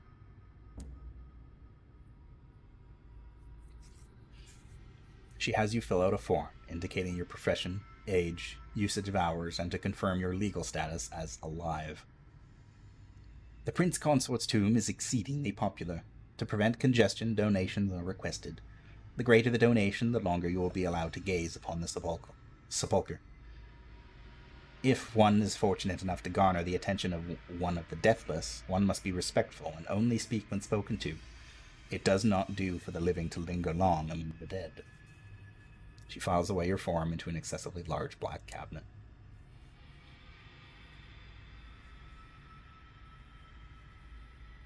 Whoa. Enter our aunt.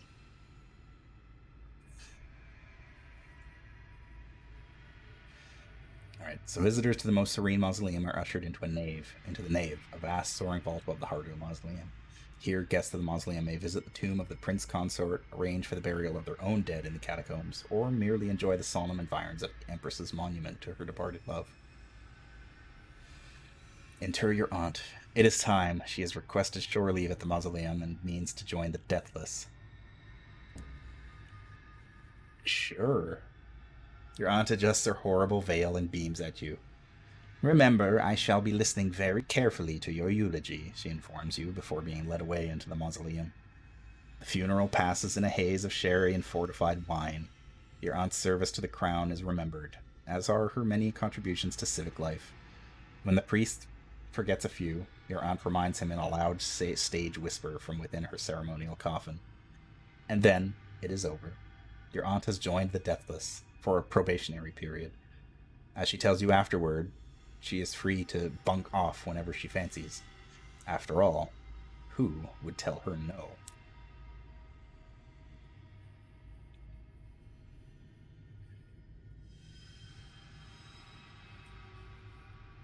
Dear God, this is horrifying. Your aunt resides among the hushed sepulchres of the most serene mausoleum, as one of the deathless few. She's been given a generous apartment, the decor of which she has thoroughly ruined with her brightly colored anti-massacres and little china ornaments. I don't hold with neo-Gothic, she informed you when you passed comment. While she's here, she might as well be useful. Ask your aunt to curry favor with the other deathless. Ask your aunt to gather barrels of unseasoned hours. Well, we have a mine on Lustrum back in the Reach for hours, so we don't really need any more of those. So let's curry favor with the other deathless. Your aunt giggles. It is an alarming noise. I have preempted you, she directs your attention to her diary. What was once a slim notebook is now bulging with timetables, folded up sheets of paper, and what might be a small bottle of sherry. I have appointments already. Do you know I was at finishing school with the counselor? Your aunt's eyes gleam. I don't think she remembers, but she will. Return to the mausoleum in 30 days to see what she's been up to.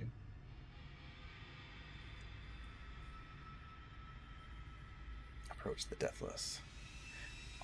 We should probably do that once we've got the favor with them through our aunt, so we should write a port report for sure.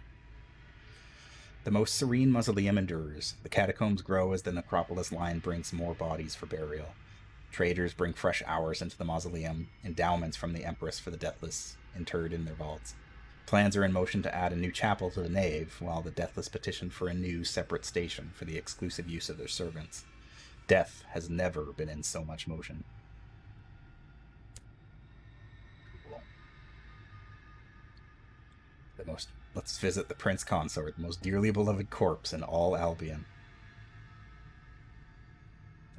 It was built to commemorate Her Renewed Majesty's dead love. His tomb is the heart of the mausoleum. The vaults, chapels, mourners, and courtiers, all arteries and capillaries to his memory. To visit the tomb, one must speak to the cheery register. It will reduce a little bit of terror, deliver uncanny specimens. How much? I need 3. Sure. The cheery register marks your name in the account book before summoning a footman to guide you to the tomb. The tomb is sunk into a round chapel behind the choir. An effigy of the Prince Consort rests on top. His long hands are folded in prayer. 4 sculpted seraphims support him, as though about to lift him up in flight. Crowds of visitors in mourning jostle for a better position. A lady in an inconceivable hat shoves her way to the front. You are afforded a brief glimpse of the prince's haunted marble face before you are ushered away. Okay. So that's a method to reduce terror. That's cool. Contemplate the dead sun.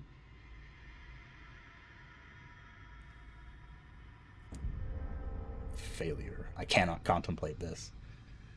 The burnished light of the clockwork sun gleams on the window. You raise a hand to your brow and squint. Through the gold-flecked glass, you make out the shattered bulk of Albion's former sun far below. When Her Majesty's armies entered Albion, they conquered the territory by slaying its sun. A weapon of appealing power was built for the task, the proof of which is the smoking, ash-clogged remains below.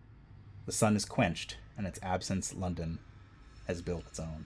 In its absence, London has built its own. Well, we got terror back. Arrange a meeting with a retired devil. Huh. Okay. What do we got here? Oh. Oh, hey, this is the place we needed to supply crates of nostalgic crockery. I have one. So we can sell that. We still need 2 more. They are selling rolls of thirsty bombazine, which we don't need right now. Wow, those are expensive. memorabilia. Let's get some more supplies. And fuel. Why not? Resupply. And be on our way, but not before we level up to level 7.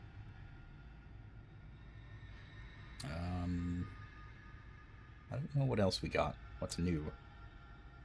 Pestilence. Choose a facet. Grow stronger. My hearts has gone down. I should probably increase my hearts if I can. Family footsteps. A mentor.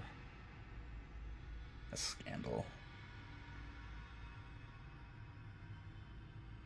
A lost love. A moment of inspiration. Oh, hey. That's actually useful. Okay. So yeah, love. The gradual erosion of that which separates you from someone else. The fitting together of two lives as intricately and intimately as the threads in a tapestry or the cells of your skin. And when one of those lives ends, what remains of the other? You loved. You lost. How badly does it hurt now? Like a gnawing ache, a hole in the heart, or a fresh wound as red as now as it was then. A gnawing ache, a hole in the heart.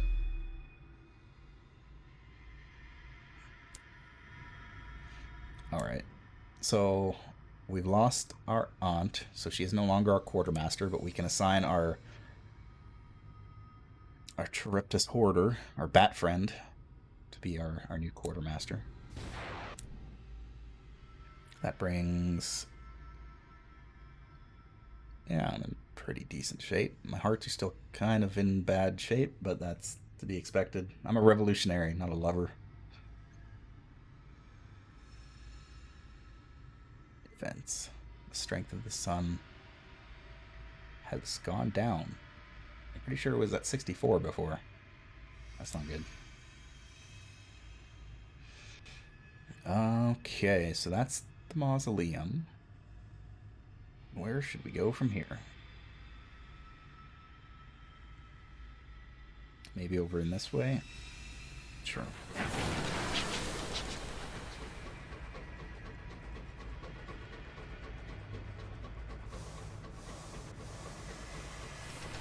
Oh. Ow. This new train has got a lot of acceleration.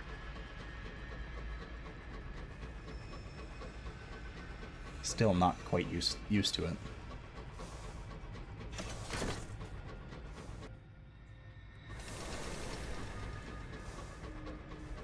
London's dead, rest peacefully here. Unless the resurrection men come for them.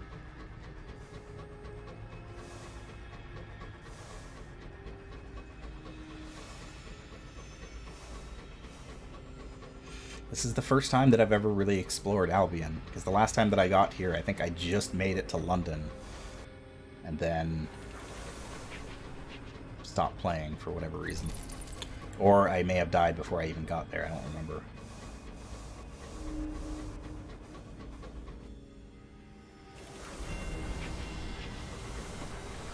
Ryanus resound.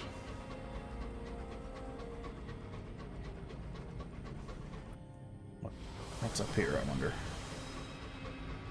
Let's go check it out. Sounds like fighting. Albion Marauder. Oh, you're not that tough. I can take you. The Resurrectionists are the ones that have the big cannon.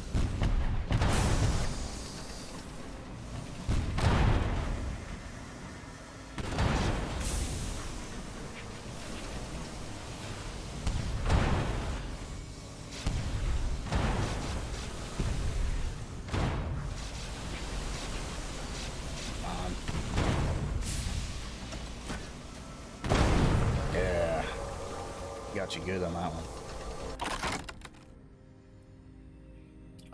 We don't need repairs for a hull, so let's loot the hold. An intriguingly bulging sack. How pleasingly it rattles. Hey, it's filled with money. Perfect.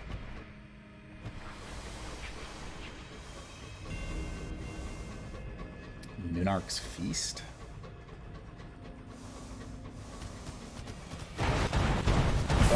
My god. Dear Lord.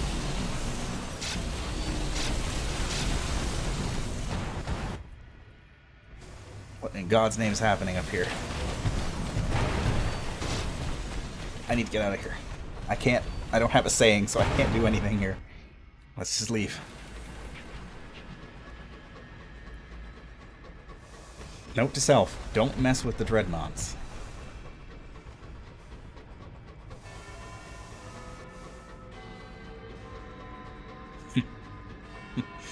I like the distorted clock donging.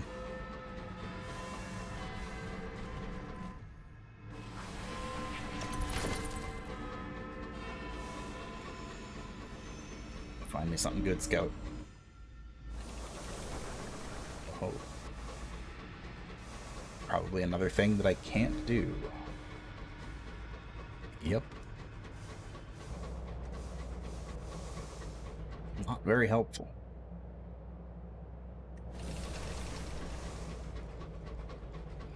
I suppose we can keep exploring. I'll kind of dig a little deeper in here and see what I can find.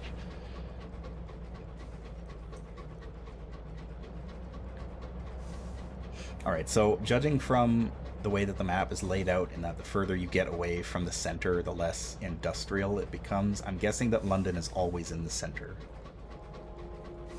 Which makes sense.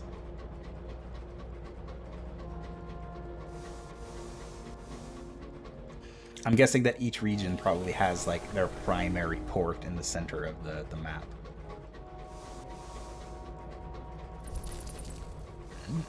What is this place? Is there a port here?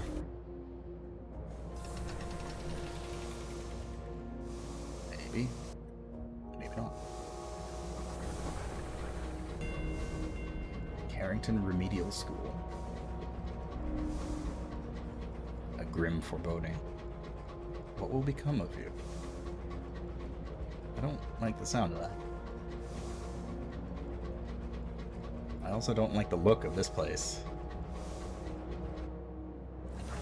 What is that? It's a wonder. His own self, a crewman sniffs. The very biggest of Bens. Oh.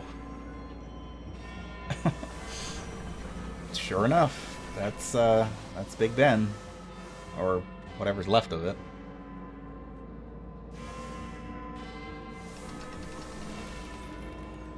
I need a saying for that. Yeah. Well, that's kind of neat, I guess. Touch of the skies. Skyfarers exposed to the haunting light of the stars are prone to sudden obsessions and erratic behavior. Okay, this has happened before. We'll have to confine them to their quarters. We got lots of crew right now, so we are unfortunately a little bit low on supplies. I don't want to spend supplies just to save a crew member. As terrible as that sounds. Although, maybe I can get more from here. Fuel. Well, that's alright. We tend to burn through fuel faster than we do supplies, so that's quite alright for me. Outbreak of the heart sickness. Mysterious outbreak of nostalgia. Oh, I see. This has also happened before. Again, I can't use my supplies because I need them. 27% chance. Ugh. Oof. Wow. Gain 20 terror. Holy. That's bad. That is like crew is ready to mutiny bad. I gotta get back to London.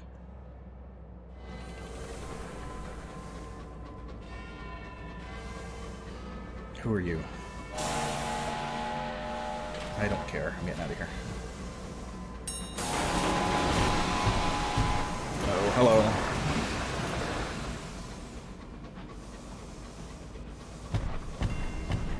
Oh, you're quick, aren't you?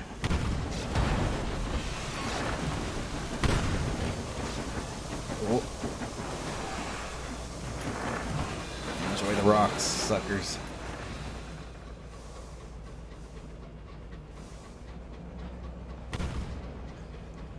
I really wish there was a weapon that fired backwards. Or if there was like a trap or something I could lay. That would be useful.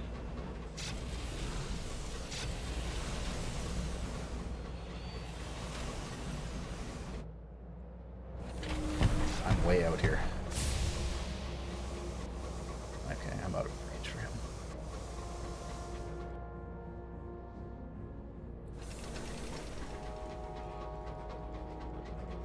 Okay, we'll just keep pushing our way toward London. Marauders. Which I guess I can probably deal with you.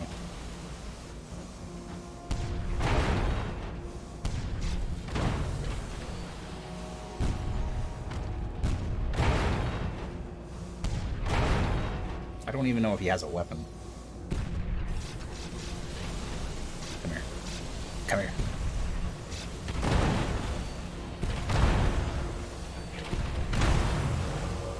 Nope. Pretty sure he didn't have a weapon. But, at the very least, hey, we got a caddy of dry tea. Alright, let's get out of here.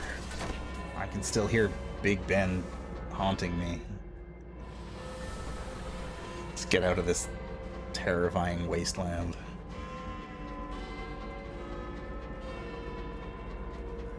Cool. I like that little overlay. Like a piece of debris near the cabin. Oh, more coffins. Don't mind if I do. Let's pop one open. Lid comes off with a groan before falling away into the sky. Well, it seems this poor soul tried to take it with them after all. $73. Sweet.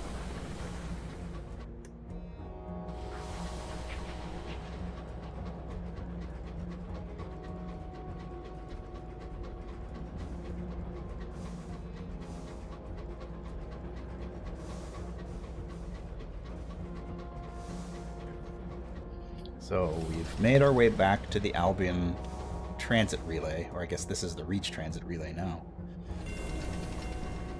Oh, Brabazon Work World. Hold up, there must be a port nearby then.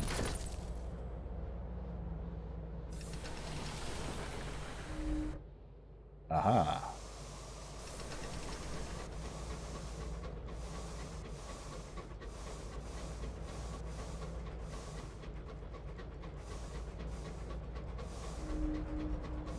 Dear God, the fatalistic signalman breathes as he takes in the extent of the work world.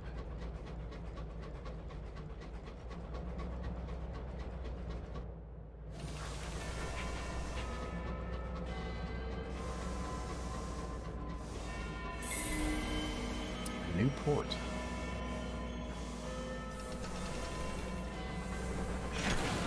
The bit between.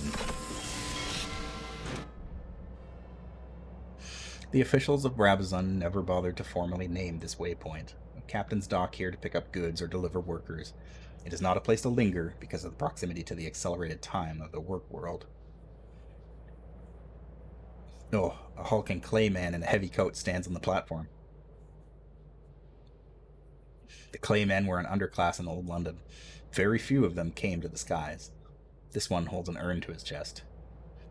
You're a captain. You can perform funeral rites, he says, nodding to the urn in his arms. Then I want to travel. He pauses for a long moment, and then, as if feeling something more might be expected, I could help out on your engine. Yeah, heck yeah, I got tons of sky stories, buddy. Get on board. You ask the conductor where he would like to hold the ceremony. He looks about, confused, as though he hadn't expected the question. At last, he comes to a conclusion. Here will do, he says, indicating the crowded thoroughfare.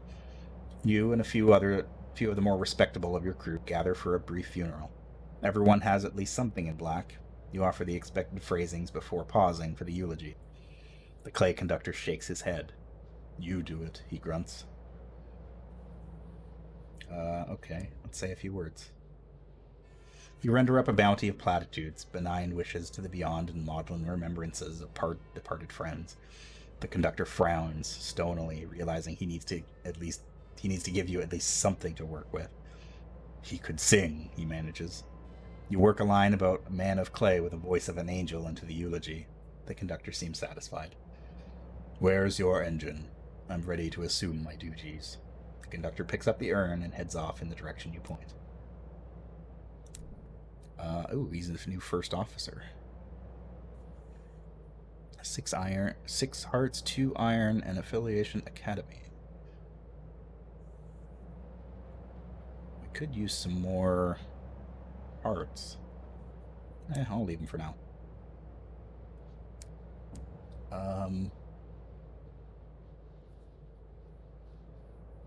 They are selling tea. Okay, not useful. And crates of nostalgic crockery. Oh, I need those. I need 2 more of those. I guess I might as well have some steel on here too. Why not? Anyway, to the bit between. Brabazon Work World, the first work world to be established in Albion. Working here, debtors can escape prison. They remain until their debts are repaid and a ticket away has been funded. The primary industry is that of hours processing, which has the side effect of accelerating time on the work world surface. The dock is between Brabazon Work World and Little Nice, where the privileged overseers reside. The dock is, for Captain's sake, nearer Little Nice than the work world. Unexpected aging would deter even the greediest captain from arriving. I don't know if that's pronounced Nice or Nice. I'm going to assume it's Nice because that's an actual place in France, but sure. I need to write a port report, so I guess Little Nice. The governor of Brabazon Work World resides in the picturesque village at the far end of the bit between. Thick double doors separate the bit between from Little Nice. The fresh air of this pretty village is in sharp contrast to that near the dock. Little Nice is entirely charming. It is populated with carefully unique houses painted in a curated array of colors. Overseers in striped blazers tend to the topiary and maintain the paintwork. Behind a water feature, bustling with cherubs, is a cottage with an out-of-place little tower. This is the home of the governor of Brabazon. First things first, write a port report. The overseers here work hard to ensure Little Nice remains perfect. From the freshly painted fence, curlicues, to the newly mown grass of the lawn. It is hard to get a sense of what's going on in Brabazon from your current curated surroundings. The overseers themselves are of no use. They must have been briefed. Each gives you a clearly sanitized information. You only have to speak to 4 before you hear a repetition. You will have to go down to the work world itself to learn anything true about Brabazon. I cannot get a report on Brabazon Work World from Little Nice. Huh. Interesting.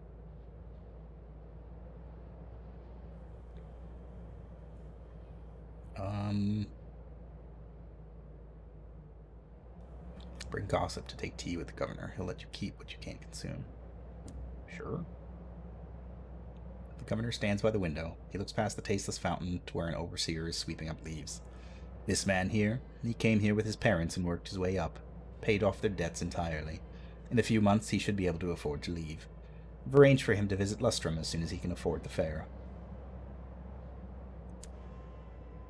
I got some dried tea. This will lower terror a little. Oh, heck yes, I need that. The grass is immaculately cut, and the hedges are trimmed. Stars burn silver above. But it is hard to ignore the thunder of the hour looms spinning their knot of hurrying time over the work world below. Okay, let's head down. Attempt to converse with an overseer. Deliver the sequence's care package. Oh, hey, we had a quest for that.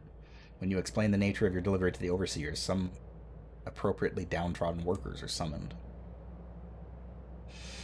The summoned workers are exquisitely downtrodden. The overseers take vocal pride in having gone an extra mile on your behalf and carefully selected the most miserable of a bad bunch. The amassed laborers shuffle their feet, apparently expecting a trick. Finally, a filth-faced man steps forward, ducking his head in greeting, and fumbles the package open. He picks out one of the bow-tied manuals and stares at it for a while. Series of emotions pass very visibly over his face. Finally, he inclines his head and thanks you without inflection. Cool. I did it. I did the thing. Let's go to the work world. Oh, once you join the tour, you will not be able to leave till the end. Uh-oh. I had to donate a savage secret. The overseer listens intently to what you have to say. Useful, I think. We shall see what can be done with it. She directs you to a group by the tour leader, who shepherds you all into a side room. The tour leader hands out thick cloaks to keep off the smut. Smut? I don't know if that's the right word or not, but sure. The group covers itself. The hood lends one woman, with her hair coiled up high on her head, an awkward shape and unexpected height. Satisfied, the tour leader begins a briefing. Receive a carriage clock. As you know, time on the work worlds moves more felicitously than it does outside. In order to exempt you from the effects... Boy, I can't read. We've had the loom spin a fold of external hours to cover the tour. Please carry these carriage clocks. They will show you how much time your protection will last for. Please don't stray. He pauses for emphasis. It is crucial that you stay with the tour. If your time runs out, every minute of it takes for us to realize could be hours for you. There is a flurry of anxious whispers. Once it has subsided, the group is led into the work world. Your carriage clock ticks merrily. You have plenty of time. Overseer bringing up the rear is a woman in her early 30s. She checks her carriage clock compulsively. Our first stop on the tour is the Brabazon Rug Weaving Workshop. The overseer beams, gestures for you to enter a building larger than any other on the street. An attractive young worker leaps up to greet you. This workshop was built thanks to the generosity of Lady...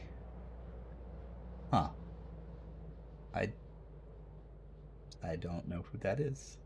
Lady something. It's blanked out for some strange reason. I know all of the swears have so far been blanked out. Well, not all of them. Some of them. That's interesting. I feel like there is some deeper meaning there, and I don't know what it is. I suppose we'll find out. Maybe. Please admire our beautiful handcrafted rugs and weavings, exported for sale in London. Workers here gain skills that can support them for the rest of their days. The group of workers nods and smiles at you. One stands to better display their work. Another thanks you for your visit. The youth is the last to see you out. Perhaps I'll see you elsewhere in Albion.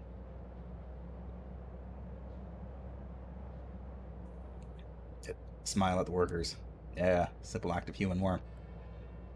They smile back, and their smiles are as stiff and rehearsed as the line the youth delivered. The tour moves on. Tour is directed toward a glass factory. The air is yellow with smog. A fascinating aspect of Brabazon is the mutually beneficial relationship between the place and its workers. The overseer makes a sweeping gesture. Make note of this smog. I'll explain more inside. The building you enter is heated by vast furnaces and ovens. Workers are blowing molten glass. The smog prevents much of the sun's heat from reaching Brabazon. Without factories such as this, Brabazon would freeze. The workers keep their factories alive. The factories heat the work world, and it becomes a pleasant place to live. Here, work enriches life. Oh, that was dialogue. Whoops. Several of the group coo in admiration. One man boasts about his Brabazon glass collection.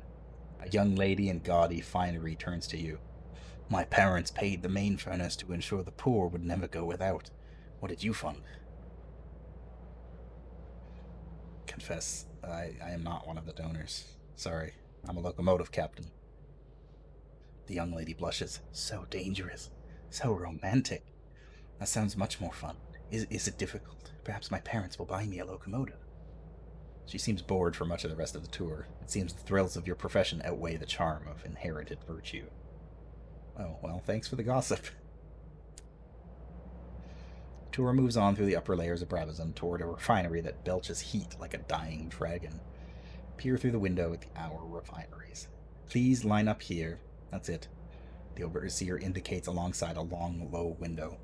It has been recently cleaned to a shine. Inside, hard-working souls refine raw hours imported from the Reach. After this process, they may be spun in hour looms and put to use. He taps his carriage clock as an example. The refinery is a clamoring, roaring space of long benches, sweating workers, and rolling smoke. The overseer explains. The geodes containing the hours are cracked open, and the fibrous strands of salt-like time are separated with small chisels and saws.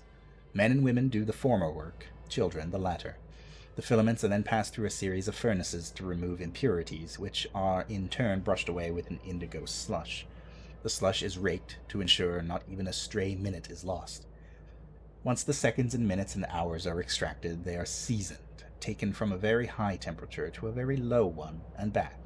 After this, the tangled clumps, the color of the sky just before dawn or after dusk, are carded and wound onto spools in long filaments. The overseer raps sharply on the window.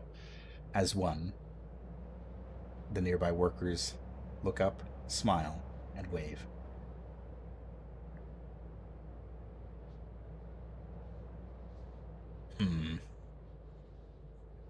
If you're separated from the tour, you might not be able to find your way back. Linger and watch after the tour moves on. What do they do when they haven't got an audience? I must know.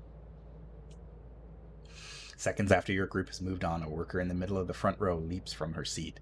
She pulls on the striped blazer that had been hidden on her lap and dashes from the room. She is replaced by another, gray and exhausted. No one looks up.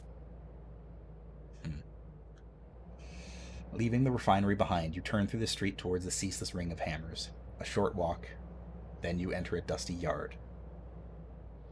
Watch the rock breaking. The tour leader adopts a noble frown. Unfortunately, not all work on Brabazon can be creatively fulfilling. We also produce raw components like gravel and aggregates. You have looped back to a yard near the bit between. The second overseer is already there. Men and women, hard with muscle, bright with sweat, are breaking rocks with sledgehammers. They wear vests and breeches with cloth masks to keep out the worst of the dust. We equip our workers with safety gear, just in case prolonged exertion in this air might prove unpleasant. As you can see, the regular exercise ensures they are strong and healthy. Many leave Brabazon with athletic inclinations and pursue fitness as a profession. A stout gentleman with a monocle sidles up to you. This whole place is just marvelous, eh? Kept busy while paying off debts, given new skills and education. Simply marvelous.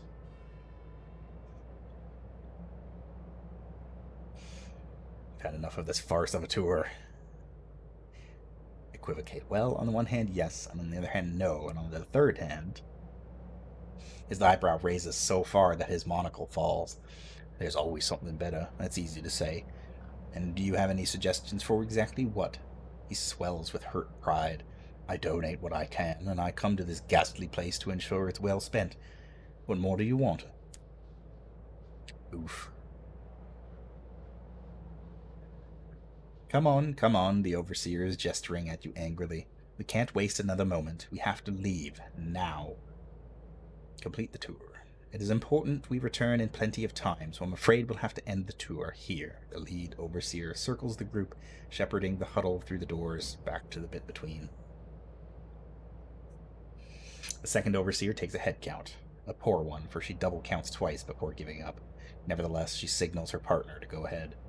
I hope you appreciated our little tour, and we shall pass your thanks on to the workers of Brabazon. Perhaps when they've paid off their debts, you'll see them again. The overseer shakes the hands of the most prominent donors. Of course, this entire endeavor is thanks to your generosity, he murmurs to them. While the group preens, he collects the carriage clocks. The overseer, who takes your spent carriage clock, draws you aside. You're a skyfarer, aren't you? We've need for someone, without official connections to the governor to help us with a delicate matter. We need someone who isn't one of the sponsors. There are unsavory individuals on Brabazon work world, and they inveigle others to do their work so that they might have the time to plot. They are fomenting unrest. He shakes his head. It won't do. It just makes the other workers unhappy. Next time, see if you can sneak away from the tour. I hear their leader is looking for outside assistance. He winces. For once, time is on their side. They have so long to plan relative to us. If you hear anything, pass it to me. I'll be around here. Tell him to go to the blazes. Revolution, if that's what he hints at, could only be for the best.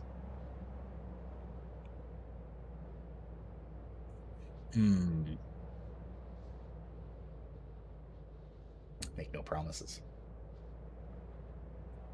Thank you. I wasn't hoping for anything more definite. He smiles, but it's not a happy one. I'll be putting a case to the governor.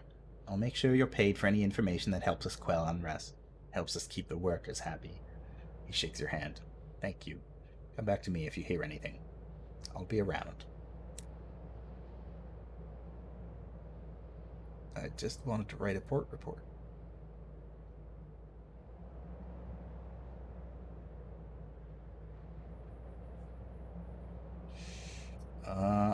Okay, I guess that's that. Well, that is that. I was going to tell him to basically sod off because I'm a revolutionary, but that seems like a bad idea in a place where I have no idea what kind of connections anyone has. So yeah, we'll leave it there until I have more time to explore. That being said, though, I've run a bit over time, so I think I'm going to call it here for this evening. We did quite a bit today, actually. We found London, we explored a bunch of Albion, we gained 2 levels. We're in good shape. Um, yeah, we didn't really even run into any trouble. I guess we do have quite a bit of terror on us right now, so that's a problem. But I'm on my way back to London to resupply anyway, so I should be able to take care of some of that, hopefully. But we'll deal with that next time. Until then,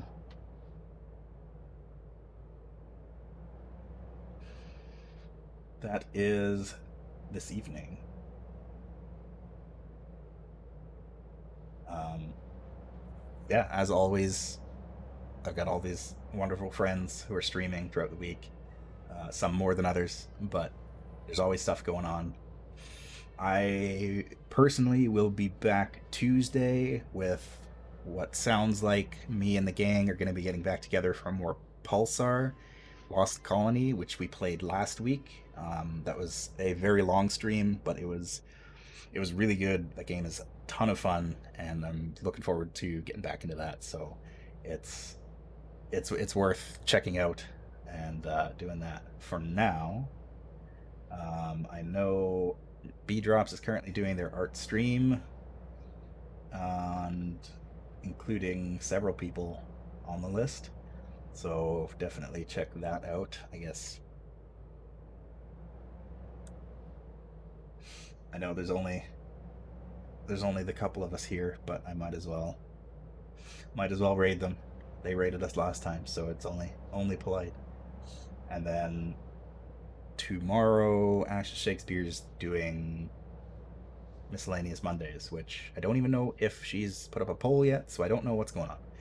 But in any event, check things out, and yeah, I will see you next time. Thank you, and good night.